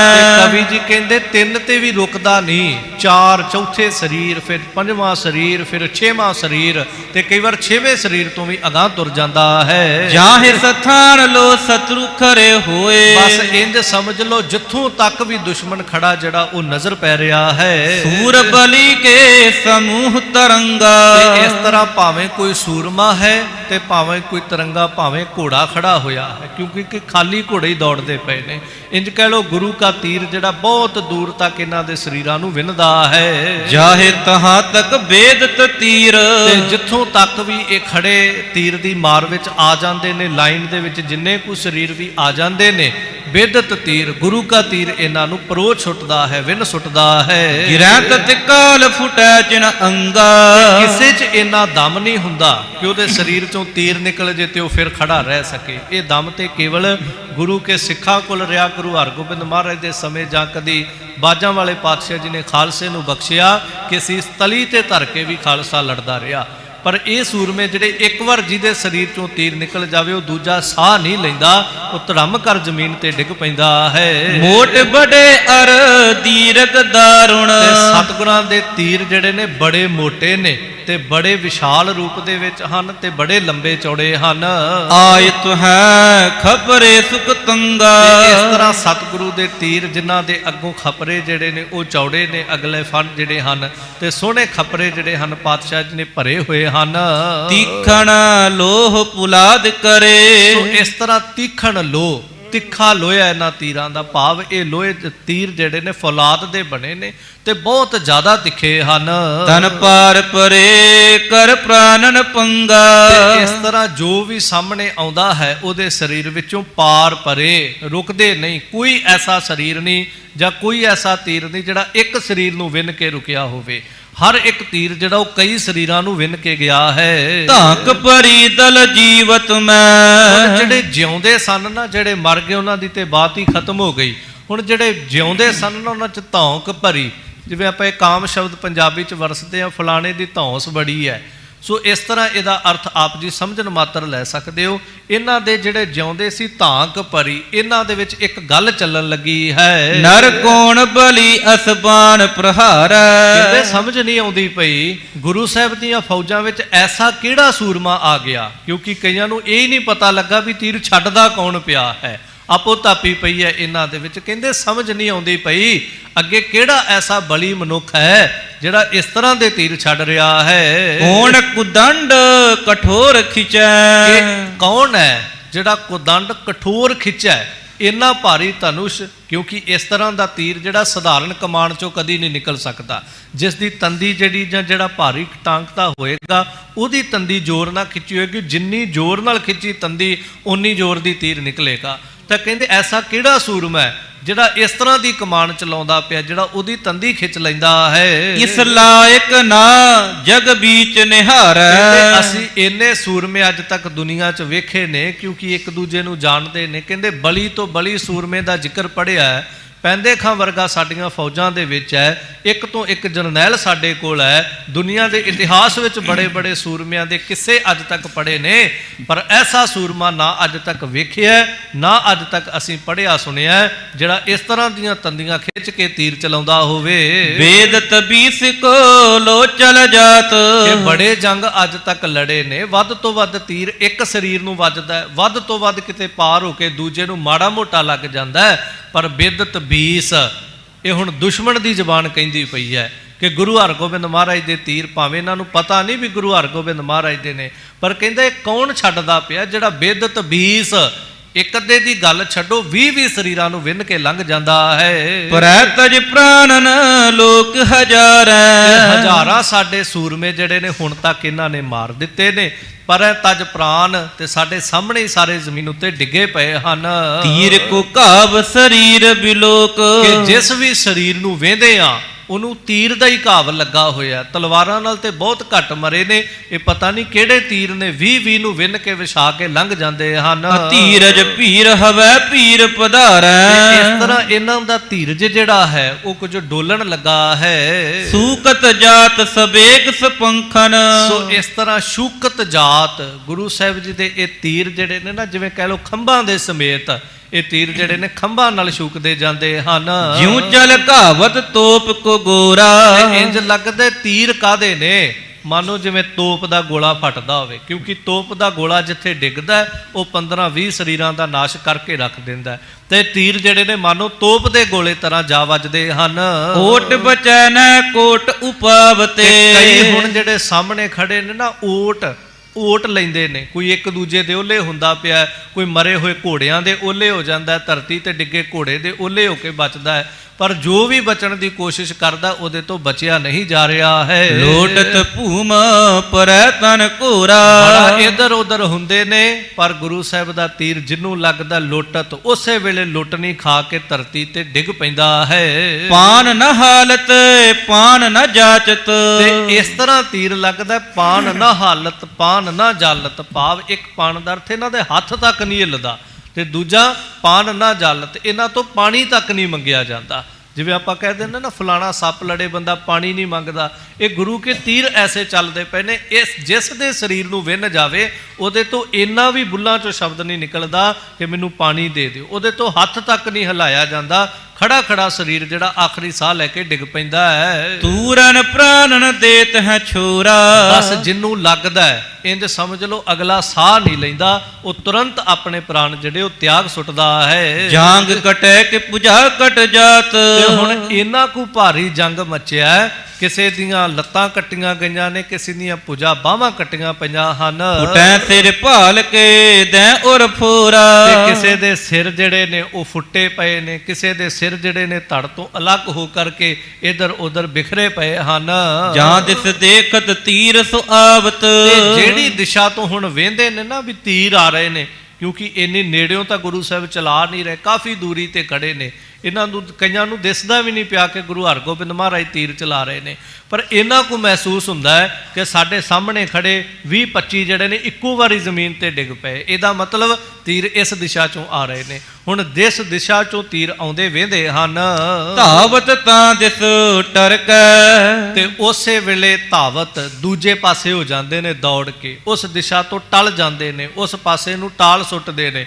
ਜੇ ਇਧਰ ਖੜੇ ਰਵਾਂਗੇ ਬੜਾ ਭਾਰੀ ਨੁਕਸਾਨ ਹੋਏਗਾ, ਇਧਰੋਂ ਤੀਰਾਂ ਦੀ ਵਰਖਾ ਹੋ ਰਹੀ ਹੈ, ਫਟਾਫਟ ਦੂਜੇ ਪਾਸੇ ਨੂੰ ਹੋਣ ਲੱਗਦੇ ਹਨ। ਘਾਵਤ ਪ੍ਰਾਨ ਗਵਾਵਤ ਨਾਹਕ। ਤੇ ਇਸ ਤਰ੍ਹਾਂ ਨਾਹਕ ਬਿਨਾਂ ਕਾਰਨ ਤੋਂ ਆਪਣੇ ਪ੍ਰਾਣ ਨਹੀਂ ਗਵਾਉਣਾ ਚਾਹੁੰਦੇ, ਕਿਉਂਕਿ ਇਹਨਾਂ ਨੂੰ ਇੰਜ ਲੱਗਦਾ ਹੈ ਵੀ ਅੱਗੇ ਹਾਲੇ ਅਸੀਂ ਪਹੁੰਚਦੇ ਨਹੀਂ ਪਏ, ਸਾਹਮਣੇ ਸਾਡੇ ਕੋਈ ਲੜਦਾ ਨਹੀਂ ਪਿਆ, ਖੜੇ ਖੜੋਤਿਆਂ ਨੂੰ ਤੀਰ ਵੱਜੀ ਜਾਂਦੇ ਨੇ, ਧਰਤੀ ਤੇ ਡਿੱਗੀ ਜਾਂਦੇ ਆ, ਪਾਸੇ ਹੋ ਕੇ ਆਪਣਾ ਆਪ ਬਚਾ ਲਈਏ, ਕਿਉਂ ਵਿਅਰਥ ਸਰੀਰ ਗਵਾ ਰਹੇ ਹਾਂ। ਨਾ ਸਮਹਾਵਤ ਹੈ ਅਰਕੈ। ਤੇ ਕੋਈ ਇੰਨੀ ਹਿੰਮਤ ਨਹੀਂ ਕਰਦਾ ਪਿਆ ਕਿ ਇਹਨਾਂ ਤੀਰਾਂ ਦੇ ਸਾਹਮਣੇ ਖੜਾ ਹੋ ਸਕੇ ਤੇ ਅਰਕ ਹੈ, ਅੜ ਜਾਵੇ, ਜਿਹੜਾ ਕਵੇ ਮੈਂ ਇਸ ਤੀਰ ਦਾ ਮੁਕਾਬਲਾ ਕਰਦਾ, ਇਹ ਜਿਹੜੀ ਦਿਸ਼ਾ ਚੋਂ ਆਉਂਦਾ ਹੈ ਮੈਂ ਉਸ ਦਿਸ਼ਾ ਦੀ ਸੇਧ ਲੈ ਕੇ ਮੈਂ ਤੀਰ ਚਲਾ ਦੇਣਾ, ਜਾਂ ਕੋਈ ਕਹਿ ਸਕੇ ਮੈਂ ਢਾਲ ਤੇ ਰੋਕ ਲੈਣਾ, ਜਾਂ ਕੋਈ ਕਹਿ ਸਕੇ ਮੈਂ ਇਸ ਤੀਰ ਦੇ ਸਾਹਮਣੇ ਦੀ ਹੋ ਕਰਕੇ ਆਪਣੀ ਛਾਤੀ ਤੇ ਖਾ ਸਕਦਾ, ਮੈਂ ਫਿਰ ਵੀ ਬਚ ਜਾਵਾਂਗਾ। ਕਿਸੇ 'ਚ ਇੰਨੀ ਹਿੰਮਤ ਨਹੀਂ ਪੈ ਰਹੀ, ਕੋਈ ਸਾਹਮਣੇ ਨਹੀਂ ਅੜਦਾ। ਕਾਹੇ ਨਾ ਭਾਵਤ ਹੈ ਲਰਬ।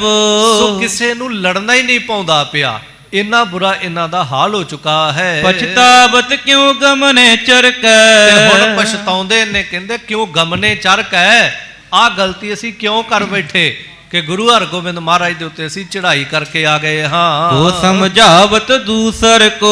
ਤੇ ਇੱਕ ਜਿਹੜਾ ਉਹ ਦੂਜੇ ਨੂੰ ਸਮਝਾਉਂਦਾ ਪਿਆ ਵੀ ਆਪਾਂ ਬੜੀ ਮਾੜੀ ਕਰ ਬੈਠੇ ਆਪਣੇ ਨਾਲ, ਆਪਾਂ ਬੜੀ ਵੱਡੀ ਗਲਤੀ ਕਰ ਬੈਠੇ ਹਾਂ। ਇਤ ਕਿਉਂ ਚਲ ਆਵਤ ਨਾ ਡਰ ਕੈ। ਤੇ ਫਿਰ ਇੱਕ ਦੂਜੇ ਨੂੰ ਕਹਿੰਦੇ ਨੇ ਇਤ ਕਿਉਂ ਚੱਲ ਆਵਤ, ਭਾਈ ਇੱਧਰ ਕਿਉਂ ਚੱਲਿਆ ਆਉਂਦਾ ਡਰ ਕੇ। ਜਿਵੇਂ ਇੱਕ ਖੜਾ ਹੈ, ਦੂਜਾ ਇੱਕਦਮ ਦੌੜ ਕੇ ਉਹਦੀ ਦਿਸ਼ਾ 'ਚ ਆ ਗਿਆ ਵੀ ਦੂਜੇ ਪਾਸੇ ਤੀਰ ਵੱਜਦੇ ਨੇ, ਮੈਂ ਤੇਰੇ ਵਾਲੇ ਪਾਸੇ ਆ ਗਿਆ। ਉਹ ਅੱਗੋਂ ਉਹਨੂੰ ਕਹਿੰਦਾ ਤੂੰ ਡਰਦਾ ਮਾਰਾ ਇੱਧਰ ਕਿਉਂ ਆ ਗਿਆ, ਤੂੰ ਉੱਧਰ ਸਾਹਮਣੇ ਹੋ ਕੇ ਲੜਿਆ ਕਿਉਂ ਨਹੀਂ ਹੈ। ਪਰ ਉਹ ਕੀ ਦੱਸੇ ਵੀ ਉਹਨਾਂ ਤੀਰਾਂ ਦੇ ਤੇ ਸਾਹਮਣੇ ਖੜਾ ਹੀ ਨਹੀਂ ਜਾਂਦਾ ਪਿਆ।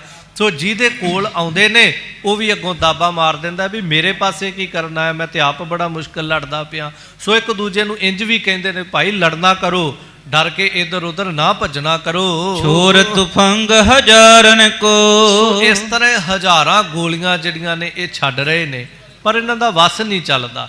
ਇਧਰੋਂ ਗੁਰੂ ਕੇ ਸਿੱਖ ਜਿਹੜੇ ਨੇ ਉਹ ਵੀ ਭਰ ਤੋੜੇ ਬੰਦੂਕਾਂ ਜਿਹੜੀਆਂ ਹਜ਼ਾਰਾਂ ਦੀ ਗਿਣਤੀ 'ਚ ਛੱਡ ਰਹੇ ਹਨ। ਗੁਲਕਾ ਘਨ ਓਰਨ ਜਿਉ ਬਰਖਾਵੇ।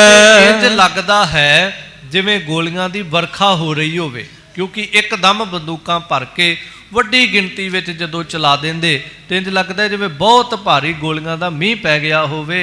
ਫੇਰ ਬਰੂਦ ਉਤਾਇਲ ਡਾਲਤ, ਤੇ ਜਦੋਂ ਇੱਕ ਵਾਰ ਬੰਦੂਕ ਖਾਲੀ ਹੋ ਜਾਂਦੀ ਹੈ ਨਾ ਤੇ ਗੁਰੂ ਕੇ ਸੂਰਮੇ ਫਟਾਫਟ ਉਹਨੂੰ ਖੋਲਦੇ, ਫਿਰ ਉਹਦੇ ਵਿੱਚ ਬਰੂਦ ਜਿਹੜਾ ਉਹ ਭਰ ਦਿੰਦੇ, ਕਿਉਂਕਿ ਅੱਜ ਦਾ ਸਮਾਂ ਨਹੀਂ ਸੀ ਕਿ ਇੱਕ ਵਾਰ ਘੋੜਾ ਨੱਪਿਆ ਤੇ ਕਿੰਨੀਆਂ ਹਜ਼ਾਰਾਂ ਗੋਲੀਆਂ ਸਕਿੰਟਾਂ ਵਿੱਚ ਹੀ ਨਿਕਲ ਗਈਆਂ।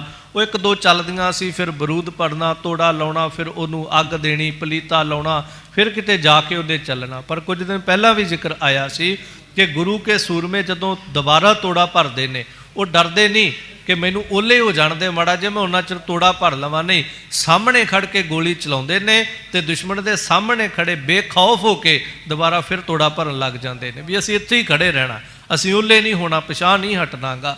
ਸੋ ਇਸ ਤਰ੍ਹਾਂ ਜਦੋਂ ਬੰਦੂਕ ਖਾਲੀ ਹੁੰਦੀ ਫੇਰ ਬਰੂਦ ਉਤਾਇਲ ਡਾਇਤ, ਫਿਰ ਉਤਾਵਲੇ ਹੋ ਕਰਕੇ ਉਹਦੇ ਚ ਬਰੂਦ ਭਰਦੇ ਹਨ। ਉਹ ਗਜ ਕਾੜਤ ਠੋਕ ਉਠਾਵੈ, ਫਿਰ ਉਹਨੂੰ ਅੱਗੋਂ ਗੱਜ ਲੈ ਕਰਕੇ ਠੋਕਣ ਲੱਗ ਪੈਂਦੇ ਹਨ। ਪਾਏ ਦੋ ਗੋਰਨ ਕੋ ਗੁਰ ਸੂਰ, ਇਸ ਤਰ੍ਹਾਂ ਗੁਰੂ ਕੇ ਸੂਰਮੇ ਜਿਹੜੇ ਹਨ ਨਾ, ਦੋ ਗੋਰਨ ਦਾ ਅਰਥ ਹੁੰਦਾ ਦੋ ਗੋਲੀਆਂ। ਇੱਕ ਬੰਦੂਕ ਕੇਵਲ ਇੱਕ ਵਾਰ ਦੇ ਵਿੱਚ ਦੋ ਗੋਲੀਆਂ ਕੱਢ ਰਹੀ ਹੈ। ਪਲੀਤਨ ਕੋ ਕਰ ਜੋਰ ਮਿਲਾਵੈ, ਇਸ ਤਰ੍ਹਾਂ ਬਰੂਦ ਭਰ ਕੇ ਫਿਰ ਪਲੀਤਾ ਲਾਉਂਦੇ ਨੇ, ਭਾਵ ਉਹਨੂੰ ਅੱਗ ਮੇਲਦੇ ਹਨ। ਪਾਵਕ ਡਾਪ ਉਠਾਵਤ ਨਾਦ, ਸੋ ਇਸ ਤਰ੍ਹਾਂ ਫਿਰ ਪਾਵਕ ਉਠਾਵਤ ਨਾਦ, ਭਾਵ ਉਹਨੂੰ ਜਦੋਂ ਚਲਾਉਣ ਲੱਗਦੇ ਨੇ ਫਿਰ ਉਹਦੇ ਵਿੱਚੋਂ ਬੜੀ ਭਾਰੀ ਆਵਾਜ਼ ਜਿਹੜੀ ਉਹ ਪੁਰਾਣੀਆਂ ਬੰਦੂਕਾਂ ਚੋਂ, ਜੇ ਕਦੀ ਕਿਸੇ ਦਰਸ਼ਨ ਦੀਦਾਰ ਕਰਨੇ ਹੋਣ, ਕਈ ਵਾਰ ਵੇਖੀਦਾ ਇਹ ਬੰਦੂਕਾਂ ਚਲਾਉਣੀਆਂ ਬੜੀ ਦੂਰ ਦੀ ਗੱਲ ਹੈ। ਕਦੀ ਹਜੂਰ ਸਾਹਿਬ ਜਾਓ, ਉੱਥੋਂ ਬਾਜਾਂ ਵਾਲੇ ਪਾਤਸ਼ਾਹ ਜੀ ਦੇ ਸ਼ਸਤਰ ਪਏ ਨੇ, ਕਦੀ ਦਰਬਾਰ ਸਾਹਿਬ ਅਜਾਇਬ ਘਰ ਦੇ ਵਿੱਚ ਜਾਓ, ਉੱਥੇ ਵੀ ਸਤਿਗੁਰੂ ਗੁਰੂ ਹਰਗੋਬਿੰਦ ਮਹਾਰਾਜ ਦੇ ਸਿੱਖਾਂ ਦੇ ਵੱਡੇ ਵੱਡੇ ਬੰਦੂਕ ਤੇ ਹੋਰ ਜਿਹੜੇ ਸ਼ਸਤਰ ਪਏ ਨੇ, ਤੇ ਉਹਨਾਂ ਨੂੰ ਦੇਖ ਕੇ ਲੱਗਦਾ ਵੀ ਇਹ ਸ਼ਾਇਦ ਇੱਕ ਬੰਦੇ ਦੇ ਚਲਾਉਣ ਦੀ ਤੇ ਵੱਸ ਦੀ ਗੱਲ ਹੀ ਨਹੀਂ ਹੋਵੇਗੀ। ਪਰ ਇਹਦੇ ਤੇ ਸ਼ੰਕਾ ਨਹੀਂ ਕੀਤਾ ਜਾ ਸਕਦਾ, ਗੁਰੂ ਕੇ ਸੂਰਮੇ ਬੜੇ ਮਹਾਨ ਸਨ। ਇਹ ਤੇ ਅੱਜ ਆਪਣੇ ਮੈਂ ਉਸ ਦਿਨ ਵੀ ਜ਼ਿਕਰ ਕੀਤਾ ਸੀ, ਸਾਨੂੰ ਤੇ ਮਾਫ ਕਰਿਓ ਗਲ ਵਿੱਚ ਪਾਈ 9 ਇੰਚ ਦੀ ਸ੍ਰੀ ਸਾਹਿਬ ਚੁੱਕਣੀ ਅੱਜ ਕੱਲ੍ਹ ਔਖੀ ਹੋਈ ਪਈ ਹੈ, ਪਰ ਗੁਰੂ ਕੇ ਸੂਰਮੇ ਵੱਡੀਆਂ ਵੱਡੀਆਂ ਬੰਦੂਕਾਂ ਜਿਹੜੀਆਂ ਨੇ, ਵੱਡੇ ਵੱਡੇ ਸ਼ਸਤਰ ਜਿਹੜੇ ਨੇ ਉਹ ਚੁੱਕ ਕੇ ਜੰਗ ਲੜਦੇ ਰਹੇ ਨੇ। ਸੋ ਇਸ ਤਰ੍ਹਾਂ ਇਹ ਜਦੋਂ ਚੱਲਦੀਆਂ ਸਨ ਬਹੁਤ ਭਾਰੀ ਆਵਾਜ਼ ਪੈਦਾ ਕਰਦੀਆਂ ਹਨ। ਤੜਾ ਪੜਿਓ ਇੱਕ ਵਾਰ ਚਲਾਵੈ, ਸਾਰੇ ਇੱਕੋ ਇਸ਼ਾਰੇ ਦੇ ਨਾਲ ਚਲਾਉਂਦੇ ਸੀ, ਭਰ ਕੇ ਖੜੇ ਰਹਿੰਦੇ ਸੀ, ਇੱਕ ਇਸ਼ਾਰਾ ਹੁੰਦਾ ਸੀ, ਇੱਕ ਇਸ਼ਾਰੇ ਦੇ ਨਾਲ ਜਦੋਂ ਜ਼ੋਰ ਨਾਲ ਸਾਰੇ ਚਲਾ ਦਿੰਦੇ ਸਨ। ਕ੍ਰੋਧ ਕਰੈ ਚੋਂ ਓਰਨ ਤੇ, ਬਹੁਤ ਚਾਰੇ ਪਾਸਿਆਂ ਤੋਂ ਫਿਰ ਕ੍ਰੋਧ ਕਰਦੇ ਨੇ, ਭਾਵ ਗੁਰੂ ਕੇ ਸਿੱਖ ਵੀਰ ਰਸ ਧਾਰਨ ਕਰਕੇ ਚਲਾਉਂਦੇ ਨੇ ਤੇ ਸਾਹਮਣੇ ਦੁਸ਼ਮਣ ਦੇ ਜਦੋਂ ਲੱਗਦੀ ਉਹਨਾਂ ਨੂੰ ਹੋਰ ਕ੍ਰੋਧ ਚੜਦਾ ਹੈ। ਮਿਲ ਹੇਲ ਕੋ ਘਾਲਤ ਸੋਰ ਮਚਾਏ, ਇਸ ਤਰ੍ਹਾਂ ਹੇਲ ਕੋ ਘਾਲਤ, ਇਧਰੋਂ ਵੀ ਹੱਲਾ ਕਰਦੇ ਨੇ, ਉਧਰੋਂ ਵੀ ਹੱਲਾ ਹੁੰਦਾ ਹੈ ਤੇ ਬੜੀ ਉੱਚੀ ਉੱਚੀ ਸ਼ੋਰ ਆਵਾਜ਼ਾਂ ਨਿਕਲਦੀਆਂ, ਭਾਵੇਂ ਸ਼ਸਤਰਾਂ ਦੀਆਂ ਆਵਾਜ਼ਾਂ ਨੇ, ਭਾਵੇਂ ਸੂਰਮਿਆਂ ਦੀਆਂ ਆਵਾਜ਼ਾਂ ਹਨ, ਜਾਂ ਵੱਜਦੇ ਨਗਾਰਿਆਂ ਦੀਆਂ ਆਵਾਜ਼ਾਂ ਹਨ। ਬ੍ਰਿੰਦ ਤੁਫੰਗ ਖਤੰਗਣ ਕੋ, ਸੋ ਇਸ ਤਰ੍ਹਾਂ ਬਰਿੰਦ ਤੁਫੰਗ ਖਤੰਗਣ ਕੋ, ਤੀਰਾਂ ਦੀ ਵਰਖਾ, ਗੋਲੀਆਂ ਦੀ ਵਰਖਾ ਚੱਲਦੀ ਹੈ। ਵੇਦਤ ਅੰਗ ਤੁਰੰਗ ਤਵਾਏ, ਇਸ ਤਰ੍ਹਾਂ ਸਾਹਮਣੇ ਜਿਹੜੇ ਖੜੇ ਨੇ ਉਹਨਾਂ ਦੇ ਅੰਗ ਜਿਹੜੇ ਬੇਧਤ ਉਹਨਾਂ ਨੂੰ ਵਿੰਨਦੇ ਨੇ ਗੁਰੂ ਕੇ ਸਿੱਖਾਂ ਦੇ ਨਿਸ਼ਾਨੇ, ਤੇ ਤੁਰੰਗ ਤਵਾਏ, ਉਹ ਇੱਧਰ ਉੱਧਰ ਦੌੜਨ ਦੀ ਕੋਸ਼ਿਸ਼ ਕਰਦੇ ਨੇ ਪਰ ਉਹਨਾਂ ਦਾ ਬਚਾਅ ਨਹੀਂ ਹੁੰਦਾ। ਫਿਰ ਦੂਜਾ ਅਰਥ, ਜਦੋਂ ਉਧਰੋਂ ਗੋਲੀਆਂ ਤੀਰ ਚੱਲਦੇ ਨੇ ਤਾਂ ਗੁਰੂ ਕੇ ਸਿੱਖ ਤੁਰੰਗ ਤਵਾਏ, ਆਪਣੇ ਘੋੜੇ ਜਿਹੜੇ ਨੇ ਇੱਧਰ ਉੱਧਰ ਦੌੜਾ ਲੈਂਦੇ ਨੇ ਤੇ ਨਿਸ਼ਾਨੇ ਤੋਂ ਬਚ ਜਾਂਦੇ ਹਨ। ਤੋਮਰ ਤੁੰਗ ਪਰਮਾਏ ਪ੍ਰਹਾਰਤ, ਤੇ ਉਧਰਲੀ ਫੌਜ ਜਿਹੜੀ ਹੈ ਨਾ, ਉਹ ਤੋਮਰ ਭਾਵ ਕੇ ਨੇਜੇ ਭਾਲੇ ਜਿਹੜੇ ਨੇ ਉਹਨਾਂ ਨੂੰ ਘੁਮਾ ਕੇ ਵਾਰ ਕਰਦੇ ਹਨ। ਕਿਉਂ ਤੁਰਕਾਨ ਪਰੇ ਤਹਿ ਆਏ, ਇਸ ਤਰ੍ਹਾਂ ਤੁਰਕ ਜਿਹੜੇ ਨੇ ਉਹ ਗੁਰੂ ਕੇ ਸਿੱਖਾਂ ਤੇ ਆ ਪੈਂਦੇ ਹਨ ਜ਼ੋਰ ਦਾ ਹੱਲਾ ਕਰਕੇ। ਰੈਣ ਮੈਂ ਦੋ ਲਗ ਕਾਨਨ ਕੋ, ਪਰ ਇੰਜ ਲੱਗਦਾ ਹੈ ਕਿ ਜਿਵੇਂ ਰਾਤ ਦੇ ਸਮੇਂ ਕਿਤੇ ਜੰਗਲ ਨੂੰ ਅੱਗ ਲੱਗੀ ਹੋਵੇ, ਇਹ ਦੇਖ ਪਤੰਗ ਮਰੈ ਜਨ ਆਏ, ਜਿਵੇਂ ਕਿਤੇ ਮੱਚਦੀ ਹੋਈ ਸ਼ਮਾ, ਬਲਦਾ ਹੋਇਆ ਦੀਵਾ, ਉਹਨੂੰ ਦੇਖ ਕੇ ਜਿਵੇਂ ਪਤੰਗਾ ਆਉਂਦਾ ਹੈ ਤੇ ਆਪ ਉਹਦੇ ਤੇ ਆ ਕੇ ਮਰਦਾ ਹੈ, ਆਪ ਉਹਦੇ ਤੇ ਆ ਕੇ ਸੜਦਾ ਹੈ, ਜਾਨ ਕੁਰਬਾਨ ਕਰ ਦਿੰਦਾ ਹੈ। ਇੰਜ ਗੁਰੂ ਕੇ ਸਿੱਖਾਂ ਦੇ ਇਹਨਾਂ ਵਾਰਾਂ ਦੇ ਉੱਤੇ ਇਹ ਸਾਹਮਣੇ ਦੁਸ਼ਮਣ ਆਪ ਨੇੜੇ ਆਉਂਦੇ ਨੇ ਤੇ ਆਪ ਜਿਵੇਂ ਕਹਿ ਲਓ ਇਹਨਾਂ ਦੇ ਹੱਥੋਂ ਸ਼ਿਕਾਰ ਹੋ ਮਰ ਜਾਂਦੇ ਹਨ। ਕਾਲਖਾਂ ਪ੍ਰੇਰਤ ਟੇਰਤ ਹੈ, ਜਦੋਂ ਇੰਨਾ ਭਾਰੀ ਇਹਨਾਂ ਦਾ ਨੁਕਸਾਨ ਹੋ ਰਿਹਾ ਨਾ, ਤੇ ਹੁਣ ਕਾਲੇ ਖਾਂ ਜਿਹੜਾ ਹੈ ਇਹ ਪ੍ਰੇਰਦਾ ਆਪਣੀਆਂ ਫੌਜਾਂ ਨੂੰ, ਜਦੋਂ ਵੇਖਦਾ ਹੈ ਤਾਂ ਉਰ ਘੇਰਤ ਹੇਰਤ ਮਾਰ ਮਚਾਈ, ਕਹਿੰਦਾ ਵੀ ਘੇਰਾ ਪਾਓ ਇਹਨਾਂ ਨੂੰ, ਕਿੰਨਾ ਨੁਕਸਾਨ ਹੋ ਚੁੱਕਾ ਹੁਣ ਤੱਕ। ਆਪਣਾ ਅਨਵਰ ਖਾਂ ਵਰਗਾ ਆਪਣਾ ਜਰਨੈਲ ਮਾਰਿਆ ਗਿਆ ਬੜਾ ਵੱਡਾ, ਬੜਾ ਵੱਡਾ ਯੋਧਾ ਸੂਰਮਾ ਮਾਰਿਆ ਗਿਆ। ਘੇਰਾ ਪਾਓ ਇਹਨਾਂ ਗੁਰੂ ਕੇ ਸਿੱਖਾਂ ਨੂੰ, ਸਾਰੇ ਨਗਰ ਨੂੰ ਘੇਰਾ ਪਾਓ, ਹੱਲਾ ਕਰੋ, ਕਰਤਾਰਪੁਰ ਦੇ ਅੰਦਰ ਵੜੋ। ਆਗੇ ਤੁਫੰਗਨ ਤਿਆਰ ਕਰੀ। ਪਰ ਜਦੋਂ ਇਸ ਤਰ੍ਹਾਂ ਕਹਿੰਦਾ ਹੈ ਤੇ ਇਹ ਸਾਰੇ ਤਿਆਰ ਹੋ ਜਾਂਦੇ ਨੇ, ਕਿਉਂਕਿ ਜਰਨੈਲ ਜਦੋਂ ਇਸ ਤਰ੍ਹਾਂ ਕਹਿੰਦਾ ਹੈ ਤਾਂ ਜੋਸ਼ ਆਉਂਦਾ ਸੂਰਮਿਆਂ ਦੇ ਵਿੱਚ। ਇਹ ਜਦੋਂ ਫਿਰ ਤਿਆਰ ਹੋ ਕੇ ਅਗਾਂਹ ਵਧਣ ਲੱਗੇ, ਅੱਗੇ ਗੁਰੂ ਕੇ ਸਿੱਖਾਂ ਨੇ ਫਿਰ ਬੰਦੂਕਾਂ ਭਰੀਆਂ ਤੇ ਤਿਆਰ ਕੀਤੀਆਂ ਹਨ। ਜਬ ਨੇਰ ਪਰੈ ਗੁਰ ਸੂਰ ਚਲਾਈ। ਤੇ ਜਦੋਂ ਇਹ ਨੇੜੇ ਹੋਏ ਗੁਰੂ ਕੇ ਸੂਰਮਿਆਂ ਨੇ ਫਿਰ ਚਲਾ ਦਿੱਤੀਆਂ। ਇਹ ਸਲਾਹ ਜੀ ਕਰਕੇ, ਜੋਸ਼ ਧਾਰਨ ਕਰਕੇ ਅਗਾਂਹ ਹੁੰਦੇ ਨੇ ਤੇ ਗੁਰੂ ਕੇ ਸਿੱਖ ਫਿਰ ਤਿਆਰੀ ਰੱਖਦੇ ਨੇ, ਜਿਵੇਂ ਹੀ ਨੇੜੇ ਹੁੰਦੇ ਫਿਰ ਚਲਾ ਦਿੰਦੇ ਹਨ। ਪੈਂਦ ਪਠਾਨ ਭਰੈ ਦਿਸ ਦੂਸਰ। ਹੁਣ ਇੱਕ ਪਾਸੇ ਕਾਲੇ ਖਾਂ ਲੜਦਾ ਪਿਆ, ਦੂਸਰੇ ਪਾਸੇ ਪੈਂਦੇ ਖਾਂ ਪਠਾਨ, ਜਿਹੜਾ ਬਹੁਤ ਵੱਡਾ ਆਪਣੇ ਆਪ ਨੂੰ ਸੂਰਮਾ ਸਮਝਦਾ। ਚਲੋ ਹੈ ਵੀ ਹੈ, ਇਹਦੇ 'ਚ ਕੋਈ ਸ਼ੱਕ ਨਹੀਂ ਹੈ, ਬੜਾ ਇਹਦੇ ਸਰੀਰ 'ਚ ਬਲ ਹੈ, ਪਰ ਗੁਰੂ ਅੱਗੇ ਇਹਦਾ ਕੋਈ ਵਸ ਨਹੀਂ ਜਾ ਰਿਹਾ ਤੇ ਨਾ ਜਾਵੇਗਾ। ਸੋ ਇਹ ਬੜਾ ਭਾਰੀ ਬਲੀ ਸੂਰਮਾ ਦੂਜੇ ਪਾਸੇ ਲੜ ਰਿਹਾ ਹੈ। ਤੀਸਰ ਪਾਸ ਮੈਂ ਤਾਹਿ ਜਮਾਈ। ਤੇ ਤੀਜਾ ਪਾਸਾ ਜਿਹੜਾ, ਇੱਕ ਪਾਸੇ ਕਾਲੇ ਖਾਂ, ਦੂਜੇ ਪਾਸੇ ਪੈਂਦੇ ਖਾਂ, ਤੇ ਤੀਜੇ ਪਾਸੇ ਇਹਦਾ ਜਵਾਈ ਜਿਹੜਾ ਉਸਮਾਨ ਖਾਂ ਲੜ ਰਿਹਾ ਹੈ। ਓਰੜਿਓ ਚਹੂ ਓਰਣ ਤੇ। ਇਸ ਤਰ੍ਹਾਂ ਇਹ ਚਾਰੇ ਪਾਸੇ ਤੋਂ ਲੜਦੇ ਪਏ ਨੇ ਕਿ ਗੁਰੂ ਕੇ ਸਿੱਖਾਂ ਦੀ ਬਹੁਤੀ ਗਿਣਤੀ ਤੇ ਹੈ ਨਹੀਂ ਹੈ, ਤੇ ਆਪਾਂ 3-4 ਪਾਸਿਆਂ ਤੋਂ ਲੜਦੇ ਹਾਂ ਤਾਂ ਕਿ ਇਹ ਵੰਡੇ ਜਾਣ ਆਪਸ ਦੇ ਵਿੱਚ। ਦੁਸ਼ਮਣ ਕਦੀ ਮੈਦਾਨੇ ਜੰਗ 'ਚ ਵੀ ਸਾਨੂੰ ਵੰਡਦਾ ਹੈ ਤੇ ਕਦੀ ਉਹ ਅੱਜ ਸਾਡੇ ਵਿੱਚ ਵੜ ਕੇ ਵੀ ਸਾਨੂੰ ਵੰਡਦਾ ਹੈ। ਇਹਦੇ 'ਚ ਕੋਈ ਸ਼ੱਕ ਨਹੀਂ, ਕਿਉਂਕਿ ਜਦੋਂ ਵੀ ਕਿਸੇ ਨੂੰ ਖਤਮ ਕਰਨਾ ਹੈ ਉਦੋਂ ਵੀ ਉਹਨਾਂ ਨੂੰ ਪਤਾ ਸੀ ਇਹਨਾਂ ਦੀ ਗਿਣਤੀ ਥੋੜ੍ਹੀ ਹੈ, ਇਹਨਾਂ ਨੂੰ ਵੰਡ ਦਿਓ, ਛੇਤੀ ਮਾਰ ਲਵਾਂਗੇ। ਅੱਜ ਵੀ ਦੁਨੀਆ ਨੂੰ ਪਤਾ ਸਾਡੀ ਗਿਣਤੀ ਸਵਾਈ ਹੈ, ਤੇ ਸਭ ਤੋਂ ਵੱਡਾ ਅੱਜ ਕੀ ਹਮਲਾ ਹੈ ਕਿ ਸਿੱਖਾਂ ਨੂੰ ਆਪਸ ਵਿੱਚ ਵੰਡ ਦਿਓ, ਇਹਨਾਂ ਵਿੱਚ ਫੁੱਟ ਪਾ ਦਿਓ। ਇਹ ਵੈਸੇ ਤੇ ਮਰਨ ਵਾਲੇ ਹੈ ਨਹੀਂ, ਵੈਸੇ ਤੇ ਖਤਮ ਹੋਣ ਵਾਲੇ ਹੈ ਨਹੀਂ, ਪਰ ਸਿੱਖੋ ਸੁਚੇਤ ਹੋਣਾ ਪਵੇਗਾ। ਅੱਜ ਹੋ ਜੋ, ਕੱਲ ਹੋ ਜੋ, 10 ਸਾਲਾਂ ਨੂੰ ਹੋ ਜੋ, 50 ਸਾਲਾਂ ਨੂੰ ਹੋ ਜੋ, ਜਿੰਨਾ ਚਿਰ ਜਾਗਾਂਗੇ ਨਹੀਂ ਉਹਨਾਂ ਚਿਰ ਬਣੇਗਾ ਕੁਛ ਨਹੀਂ। ਮਿਸਾਲ ਸਾਡੇ ਸਾਹਮਣੇ ਹੈ, ਕਿਸਾਨ ਜਾਗ ਗਏ, ਸਿੱਖ ਜਾਗ ਗਏ, ਪੰਥ ਜਾਗ ਗਿਆ, ਬੜਾ ਕੁਝ ਪ੍ਰਾਪਤ ਕਰ ਲਿਆ। ਜੇ ਸੁੱਤੇ ਰਹਿ ਜਾਂਦੇ ਸਭ ਲੁਟਾ ਜਾਣਾ ਸੀ। ਜਿਸੇ ਤਰ੍ਹਾਂ ਵੰਡੀਆਂ ਵਿੱਚ ਪੈ ਕੇ ਸੁੱਤੇ ਰਹਿ ਗਏ, ਬੜਾ ਕੁਝ ਪਹਿਲਾਂ ਅਸੀਂ ਖਹਾ ਚੁੱਕੇ ਹਾਂ, ਜੋ ਸਾਡੇ ਕੋਲ ਬਚਿਆ ਉਹਨੂੰ ਬਚਾ ਲਈਏ, ਸਾਡੀਆਂ ਪੀੜ੍ਹੀਆਂ ਸਾਨੂੰ ਸਲਾਮਾਂ ਕਰਨਗੀਆਂ ਕਿ ਕੁਛ ਤਾਂ ਬਚਾ ਕੇ ਗਏ ਨੇ। ਬੇਸ਼ੱਕ ਬੜਾ ਕੁਛ ਲੁਟਾ ਕੇ, ਪਰ ਕੁਛ ਤਾਂ ਬਚਾ ਕੇ ਗਏ ਨੇ, ਤੇ ਜੇ ਕੁਛ ਵੀ ਨਾ ਬਚਾ ਕੇ ਗਏ ਤੇ ਮਾਫ ਕਰਿਓ, ਸਾਡੀਆਂ ਪੀੜ੍ਹੀਆਂ ਨੇ ਵੀ ਸਾਨੂੰ ਮਾਫ ਨਹੀਂ ਕਰ ਦਾਂਗਾ। ਸੋ ਇਹ ਦੁਸ਼ਮਣ ਵੰਡਦਾ ਪਿਆ ਹੈ ਕਿ ਇਹਨਾਂ ਨੂੰ 3 ਪਾਸੇ ਵੰਡ ਲਓ। ਇੱਕ ਪਾਸੇ ਉਸਮਾਨ ਖਾਂ, ਕਾਲੇ ਖਾਂ, ਪੈਂਦੇ ਖਾਂ, 3 ਪਾਸੇ ਹੋ ਕਰਕੇ ਲੜਦੇ ਪਏ ਹਨ। ਕਰ ਜੋਰ ਕੋ ਸੋਰ ਲੜੈ ਸਮਹਾਈ। ਤੇ ਬੜਾ ਜ਼ੋਰ ਦੇ ਕਰਕੇ ਲੜਦੇ ਨੇ, ਪਰ ਇੱਧਰ ਲੜੈ ਸਮੁਹਾਈ, ਗੁਰੂ ਕੇ ਸਿੱਖ ਇਹਨਾਂ ਦੇ ਸਾਹਮਣੇ ਹੋ ਕਰਕੇ ਬੜਾ ਜੋਸ਼ ਧਾਰਨ ਕਰਕੇ ਲੜ ਰਹੇ ਹਨ। ਜਿਤ ਜੋਰ ਪਰੈ ਪਟ ਘੋਰ ਮਹਾ। ਹੁਣ ਆਖਰ ਉਹ ਵੀ ਬੜੇ ਵੱਡੇ ਸੂਰਮੇ ਨੇ, ਐਵੇਂ ਕਈ ਉਹਨਾਂ ਦਾ ਜ਼ੋਰ ਨਹੀਂ ਪੈਂਦਾ, ਉਹਨਾਂ ਦਾ ਜ਼ੋਰ ਪੈਂਦਾ। ਕਦੇ ਇੱਕ ਪਾਸੇ ਪੈ ਜਾਂਦਾ ਹੈ, ਕਦੀ ਪੈਂਦੇ ਖਾਂ ਵਾਲਾ ਪਾਸਾ ਭਾਰੀ ਹੋ ਜਾਂਦਾ ਹੈ, ਕਦੀ ਉਸਮਾਨ ਖਾਂ ਵਾਲਾ ਪਾਸਾ ਭਾਰੀ ਹੋ ਜਾਂਦਾ ਹੈ। ਤਾਂ ਜਿਹੜੇ ਪਾਸੇ ਦੁਸ਼ਮਣ ਦੀ ਫੌਜ ਭਾਰੀ ਪੈਣ ਲੱਗਦੀ ਹੈ, ਤਿਤ ਔਰ ਵਿਧੀ ਸਸ ਜਾਏ ਪ੍ਰਹਾਰੈ। ਉਸੇ ਪਾਸੇ ਭਾਈ ਵਿਧੀ ਚੰਦ ਸਾਹਿਬ ਜੀ ਚਲੇ ਜਾਂਦੇ ਨੇ, ਕਿਉਂਕਿ ਜਿੱਥੇ ਦੁਸ਼ਮਣ ਦਾ ਪੱਲਾ ਭਾਰੀ ਹੋ ਜੇ, ਬਾਬਾ ਵਿਧੀ ਚੰਦ ਸਾਹਿਬ ਜੀ ਜਾਂਦੇ ਤੇ ਉਹਨਾਂ ਨੂੰ ਨੁਕਸਾਨ ਪਹੁੰਚਾ ਦਿੰਦੇ ਹਨ। ਗੁਰੂ ਸ੍ਰੀ ਹਰਗੋਬਿੰਦ ਆਪ ਕਿਦੋਂ। ਤੇ ਧੰਨ ਗੁਰੂ ਹਰਗੋਬਿੰਦ ਮਹਾਰਾਜ ਜੀ ਆਪ ਸੋਹਣੇ ਸਰੀਰ ਦੇ ਮਾਲਕ ਸਤਿਗੁਰੂ ਪਾਤਸ਼ਾਹ, ਸੋਹਣੇ ਸ਼ਸਤਰ ਸਜਾਏ ਨੇ, ਸੋਹਣੀ ਕਲਗੀ ਸਜਾਈ, ਬੇਖੌਫ ਹੋ ਕਰਕੇ ਨਿਰਭੈ ਜੋਧਾ ਸਤਿਗੁਰੂ ਪਾਤਸ਼ਾਹ ਸੋਹਣੇ ਤਰੀਕੇ ਦੇ ਨਾਲ ਖੜੇ ਸਾਰੀ ਜੰਗ ਦੇਖਦੇ ਪਏ ਨੇ। ਤੇ ਜਦੋਂ ਦੇਖਦੇ ਨੇ ਫਲਾਣੇ ਪਾਸੇ ਪੱਲਾ ਭਾਰੀ ਹੋ ਗਿਆ ਹੈ, ਤਜਬਾਨ ਕਠੋਰ ਕੋ ਸ਼ਤਰੂ ਨਿਵਾਰੈ। ਤੇ ਪਾਤਸ਼ਾਹ ਜੀ ਫਿਰ ਆਪਣੇ ਕਠੋਰ ਤੀਰ ਜਿਹੜੇ ਨੇ ਉਸ ਪਾਸੇ ਦੁਸ਼ਮਣ ਦੇ ਉੱਤੇ ਚਲਾਉਂਦੇ ਨੇ ਤੇ ਉਹਨਾਂ ਨੂੰ ਨਿਵਾਰ ਸੁੱਟਦੇ ਹਨ। ਕੁਝ ਮਰ ਜਾਂਦੇ ਨੇ, ਕੁਝ ਪਿਛਾਂ ਹਟ ਜਾਂਦੇ ਨੇ। ਉਹ ਜਿਸ ਪਾਸੇ ਭਾਰੀ ਪੈਂਦੇ ਸੀ ਉਹ ਪਾਸਾ ਉਹਨਾਂ ਦਾ ਫਿਰ ਹੌਲਾ ਹੋ ਜਾਂਦਾ ਹੈ। ਵਿਖ ਈਛਣ ਤੇ ਰਣ ਭੀਛਣ ਕੋ। ਇਸ ਤਰ੍ਹਾਂ ਸਤਿਗੁਰੂ ਪਾਤਸ਼ਾਹ ਜੀ ਦੇ ਤਿੱਖੇ ਤੀਰ ਜੋ ਰਨ ਪੀਛਣ ਕੋ, ਜੋ ਮੈਦਾਨੇ ਜੰਗ ਦੇ ਵਿੱਚ ਦੁਸ਼ਮਣ ਨੂੰ ਖਾ ਜਾਣ ਵਾਲੇ ਹਨ। ਬੋ ਤੀਛਣ ਐਤਨ ਐ ਚਿਤ ਕਾਨ ਲੋ ਮਾਰੈ। ਪਾਤਸ਼ਾਹ ਜੀ ਆਪਣੇ ਕਮਾਨ ਦੀ ਤੰਦੀ ਜਿਹੜੀ ਹੈ ਨਾ, ਐਂਚਿਤ ਕਾਨ, ਕੰਨ ਤੱਕ ਤੰਦੀ ਨੂੰ ਖਿੱਚ ਕੇ ਤਿੱਖੇ ਤੀਰ ਜਿਹੜੇ ਨੇ ਇਸ ਤਰ੍ਹਾਂ ਚਲਾਉਂਦੇ ਨੇ। ਨਹੀਂ ਵੀ ਥੋੜ੍ਹੀ ਜਿਹੀ ਤੰਦੀ ਖਿੱਚੀ ਛੱਡ ਦਿੱਤਾ, ਕੰਨ ਤੱਕ। ਕਿਉਂਕਿ ਜੇ ਤੁਸੀਂ ਇਹਨੂੰ ਇੱਕ ਮਹਿਸੂਸ ਕਰ ਸਕਦੇ ਹੋ, ਜਦੋਂ ਧਨੁਸ਼ ਫੜਿਆ ਜਾਂਦਾ ਸਾਹਮਣੀ ਬਾਂਹ ਵੀ ਕਾਫੀ ਸਿੱਧੀ ਕੀਤੀ ਜਾਂਦੀ ਹੈ, ਤੇ ਹੁਣ ਜੇ ਤੁਸੀਂ ਆਪਣੀ ਬਾਂਹ ਨੂੰ ਸਿੱਧੀ ਕਰਕੇ ਤੇ ਆਪਣੇ ਹੱਥ ਦੇ ਕੋਲੋਂ ਆਪਣੇ ਕੰਨ ਤੱਕ ਦੀ ਲੰਬਾਈ ਮਾਪੋ ਤੇ ਬੜਾ ਔਖਾ, ਲੰਬੀ ਹੈ। ਤੰਦੀ ਨੂੰ ਇੰਨੀ ਦੂਰ ਤੱਕ ਖਿੱਚਣਾ ਕਿਸੇ ਆਮ ਮਨੁੱਖ ਦੇ ਵੱਸ ਦੀ ਗੱਲ ਨਹੀਂ ਸੀ। ਗੁਰੂ ਹਰਗੋਬਿੰਦ ਮਹਾਰਾਜ ਜੀ ਇੰਜ ਕੰਨ ਤੱਕ ਤੰਦੀ ਖਿੱਚ ਕੇ ਤੀਰ ਛੱਡ ਰਹੇ ਹਨ। ਕਰ ਭੰਗ ਤੁਰੰਗਨ ਸੂਰਨ ਅੰਗਨ। ਤੇ ਸੂਰਮਿਆਂ ਦੇ ਅੰਗ ਜਿਹੜੇ ਹਨ ਤੇ ਤੁਰੰਗਮ ਜਿਹੜੇ ਘੋੜੇ ਨੇ ਉਹਨਾਂ ਦੇ ਸਰੀਰ ਵੀ ਜਿਹੜੇ ਹਨ ਉਹਨਾਂ ਨੂੰ ਭੰਗ ਨਾਸ਼ ਕਰ ਦਿੰਦੇ ਹਨ।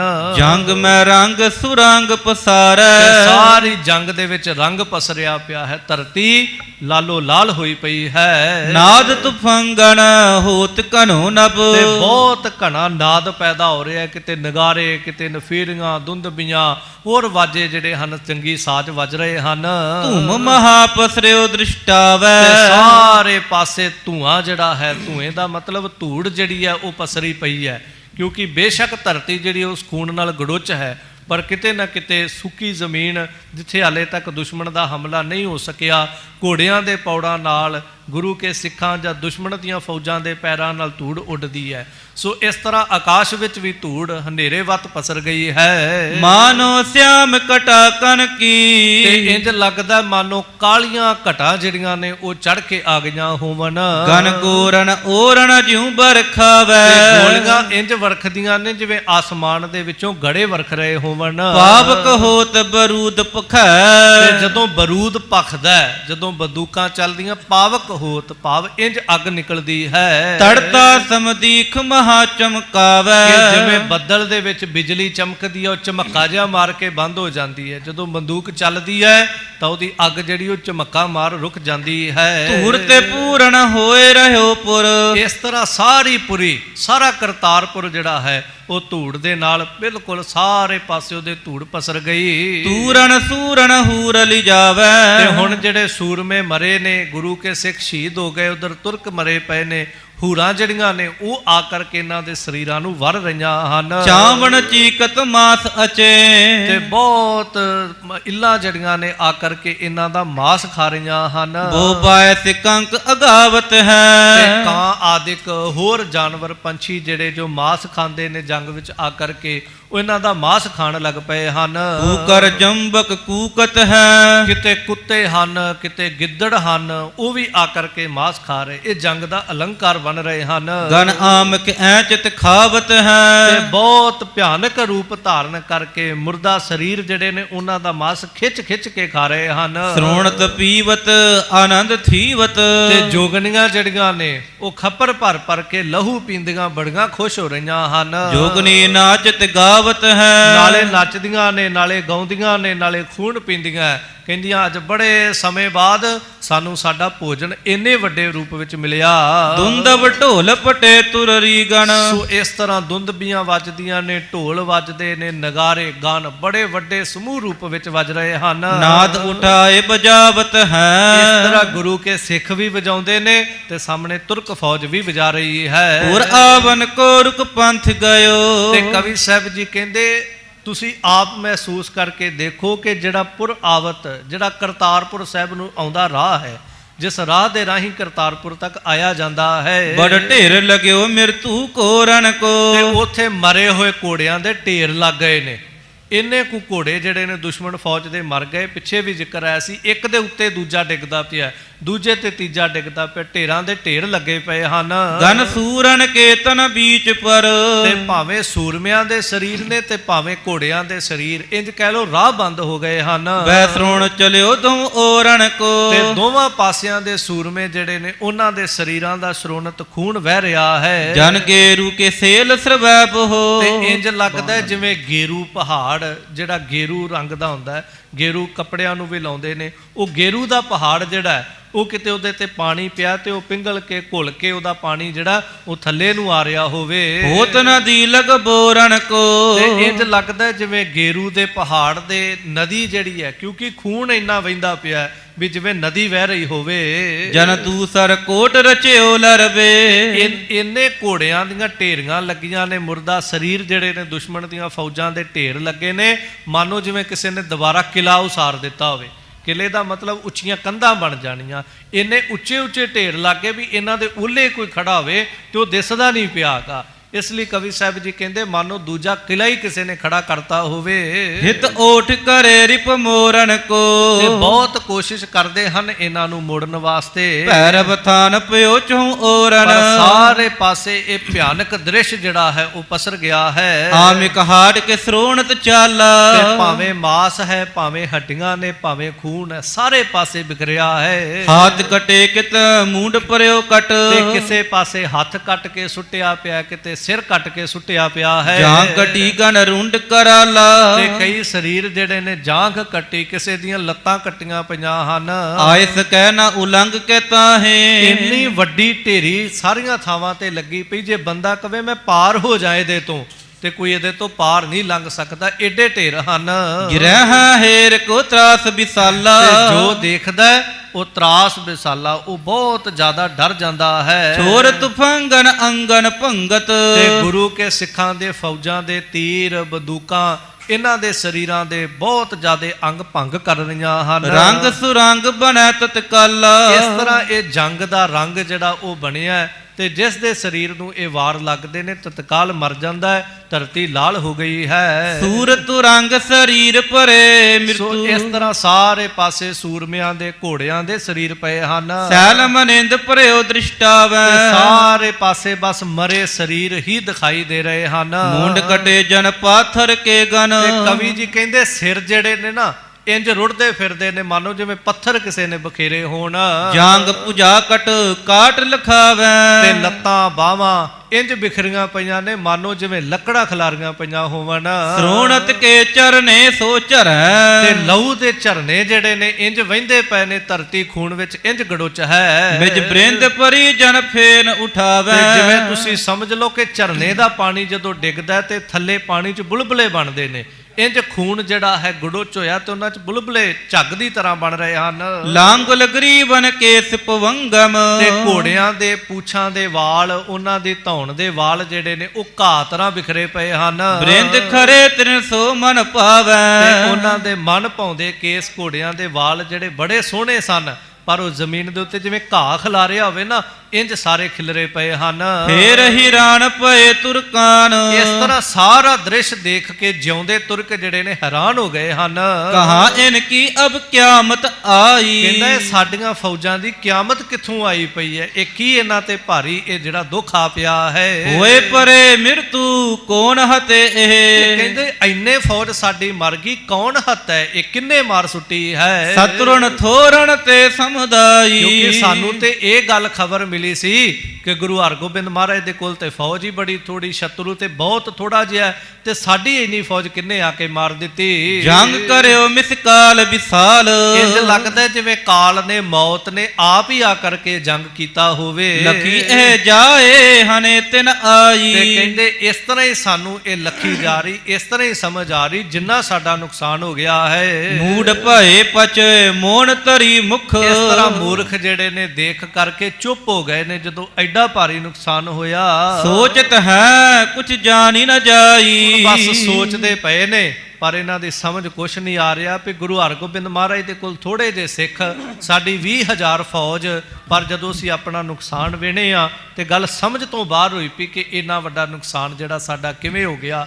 ਸੋਚ ਕੇ ਚੁੱਪ ਹੋ ਗਏ ਨੇ, ਪਰ ਇਹਨਾਂ ਦੇ ਜ਼ਿਹਨ ਵਿੱਚ ਕੋਈ ਉੱਤਰ ਜਿਹੜਾ ਉਹ ਨਹੀਂ ਆ ਰਿਹਾ। ਇੰਜ ਗੁਰੂ ਕੀਆਂ ਫੌਜਾਂ ਨੇ ਇਹਨਾਂ ਦਾ ਭਾਰੀ ਨੁਕਸਾਨ ਕੀਤਾ ਹੈ। ਇੱਥੇ ਸਮਾਂ ਇਜਾਜ਼ਤ ਨਹੀਂ ਦਿੰਦਾ, ਅੱਗੇ ਫਿਰ ਜਿਸ ਤਰ੍ਹਾਂ ਪ੍ਰਸੰਗ ਚੱਲੇਗਾ, ਭਾਰੀ ਜੰਗ ਮਚੇਗਾ, ਉਹ ਕੱਲ ਨੂੰ ਆਪਾਂ ਸਰਵਣ ਕਰਾਂਗੇ। ਭੁੱਲਾਂ ਦੀ ਖਿਮਾ, ਹਜੂਰ ਸਮੱਤ ਦੀ ਦਾਤ ਬਖਸ਼ ਨਿਵਾਜਣਾ ਕਰਨਾ। ਜੰਗ ਕਰਿਓ ਮਿਸਕਾਲ ਵਿਸਾਲ, ਲਖੀ ਇਹ ਜਾਏ ਹਨੇ ਤਿਨ ਆਈ।